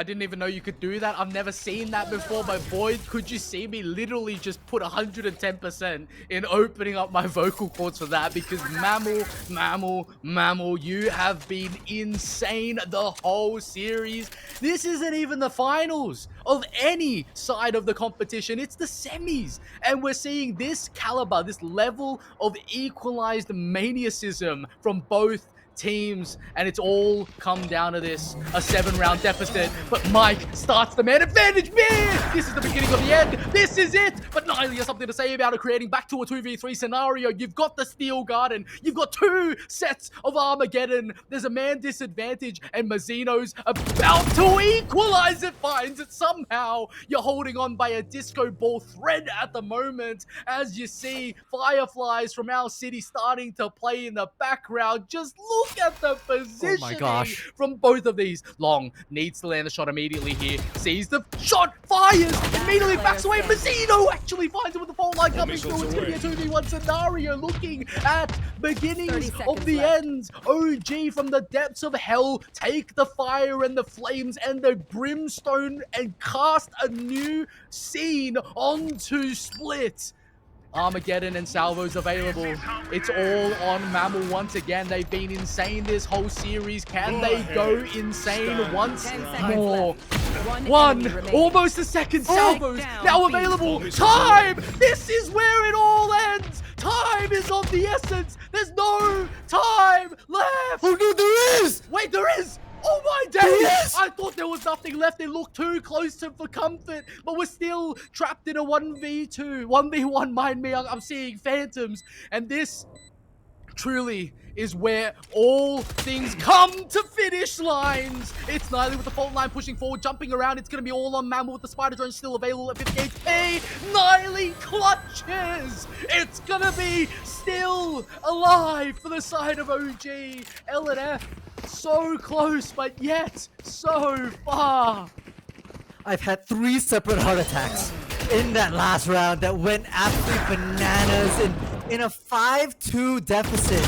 Mazzino fire back and able to shut things down. The lurks on the lurks are incredible. Mammal thought they had the play of a lifetime. They actually stunned themselves at the very end because they thought they had placed great salvos, but honestly, it was the other player that had the better positioning. Oh my days, you can't be doing this to me. Where do you find this untapped power coming from? This is ridiculous from the side of OG, finding these plays that are just within microns of failure, and somehow out of the back of the thinnest margins, they find themselves successful in the win. And you look at this scenario now, we're back in a 5v5. The sheer Razorvine is still ready and waiting over here as they go right over and trigger the wall. It's going to be utility now invested already from the side of LNF, but positions held. OG want the B split. They want the 3-2 push into B here, and they've already cracked the wall. This is where they're knocking on Heaven's Gate right now. They're looking to find the 7th, 12th round, and Long needs to find that kill if they want to have anything to say about the play. It's the Rolling Thunder from down under. That's going to be immediately invested here as a Steel Garden. It's going to be put forth as an answer to exactly what's played out. All the rotations starting to come through. Immediately, Hoodlum going to be fighting one, but Long somehow finds a second kill for themselves. It's going to be answer on right back. It's going to be a hat trick. Oh! Front is where roads lead, and all roads lead to LNF. This really might just be the beginning of the end. Only a judge, jury, and executioner leaves them alive. It's Scram with an operator still on the front of a 1v3. It's not impossible. The boys are getting direly close to where the rounds are going to be lost. That's all she wrote. VCT Split 1 playoffs, lower semifinals completed, and LNF find a victory 2-1. It's an arduous journey, a sisterless task to be able to get to even this point, but Long and friends, they dig deep, they pull every single strat out of the book and more. They pull every strand of energy out and more. Double, triple, quadruple OTs across 2 maps, and they finally secure themselves a solid victory onto map 3. It was arduous, it was messy, but they showed that they are still deserving to stay here in this split 1. This is seriously as close as it's ever gotten. I could not be more honored to have casted this game with you, Multi. I couldn't have been more honored to be here to witness the greatness, the causal factor of how LNF came to be, to arrive at the lowest finals against Full House that will be taking place. This is what they had to wade through. This is what they had to go through. Experience tells the tale of a million pictures, and LNF are here to stay. And gracious in defeat after a monumental effort is going to be OG.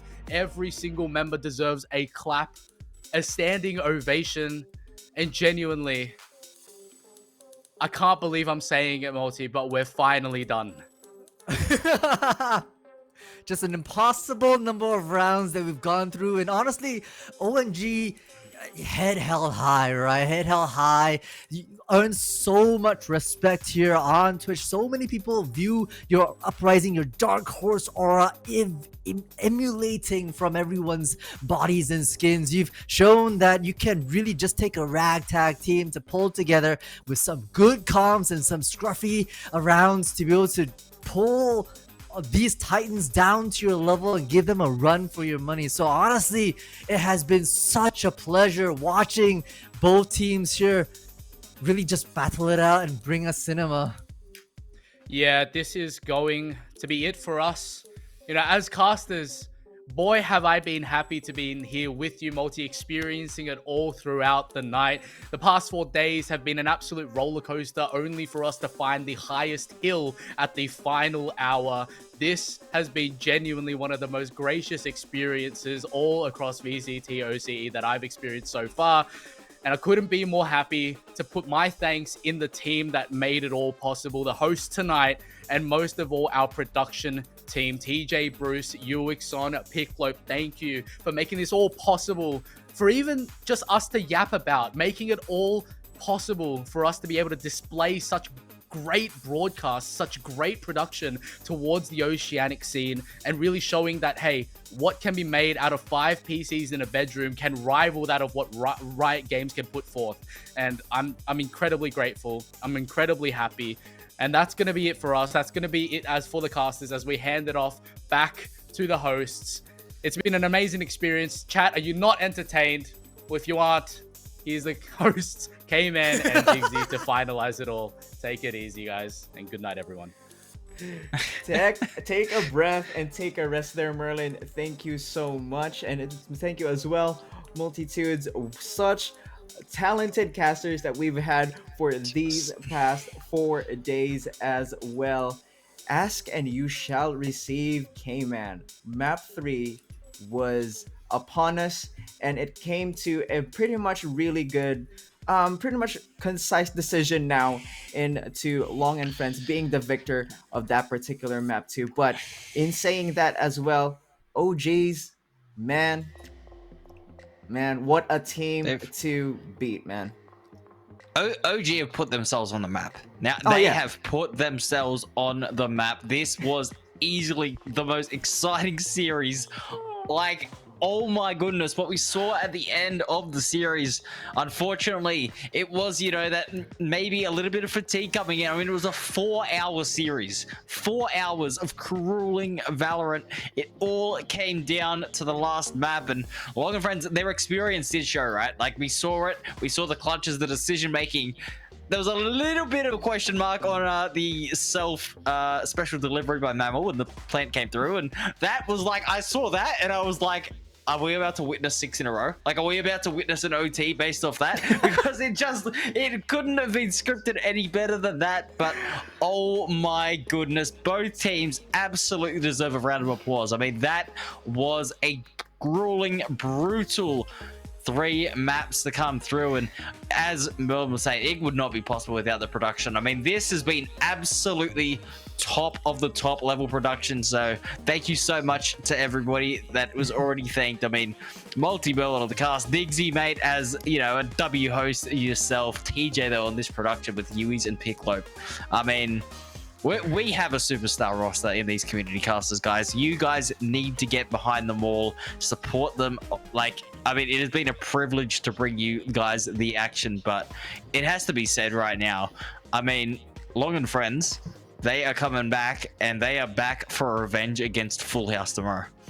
It is going to be the case indeed. Massive congratulations to Long and Friends for keeping their lower bracket journey alive.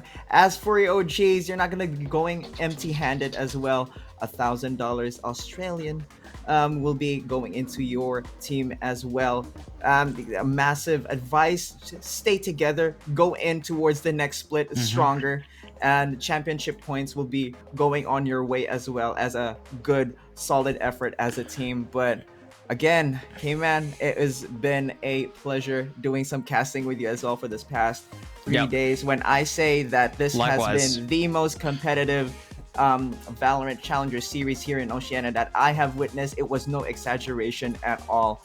I hope you feel the same energy as well in the audience, but unfortunately, OG, the Cinderella run is now over. It has now been struck in towards midnight. It is really literally 12:14. I mean, it is for you. Yeah, I was gonna say.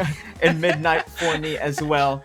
And just like that, and that brings us to the end of another incredible night here at the Valorant Challengers League Oceania playoffs. We witness storylines unfold, dreams stay alive, and for some, an unforgettable chapter written in the server. Huge thank you to the entire crew behind the scenes, TJ Bruce on production, keeping everything running smooth, Pickleup and Yuizon on observing and capturing every critical flick and flank, and our casting duo Multitudes and Merlin bringing the energy from start to finish. From myself, Diggsy K, and my fellow analyst and partner on the desk, K-Man, thank you so much for tuning in.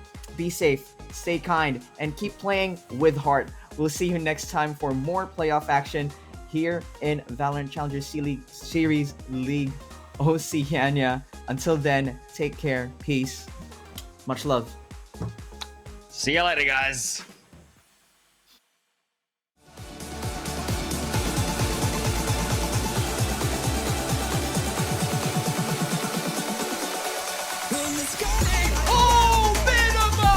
Discipline! 1, 2, 3! Oh, Shadow, that's back here!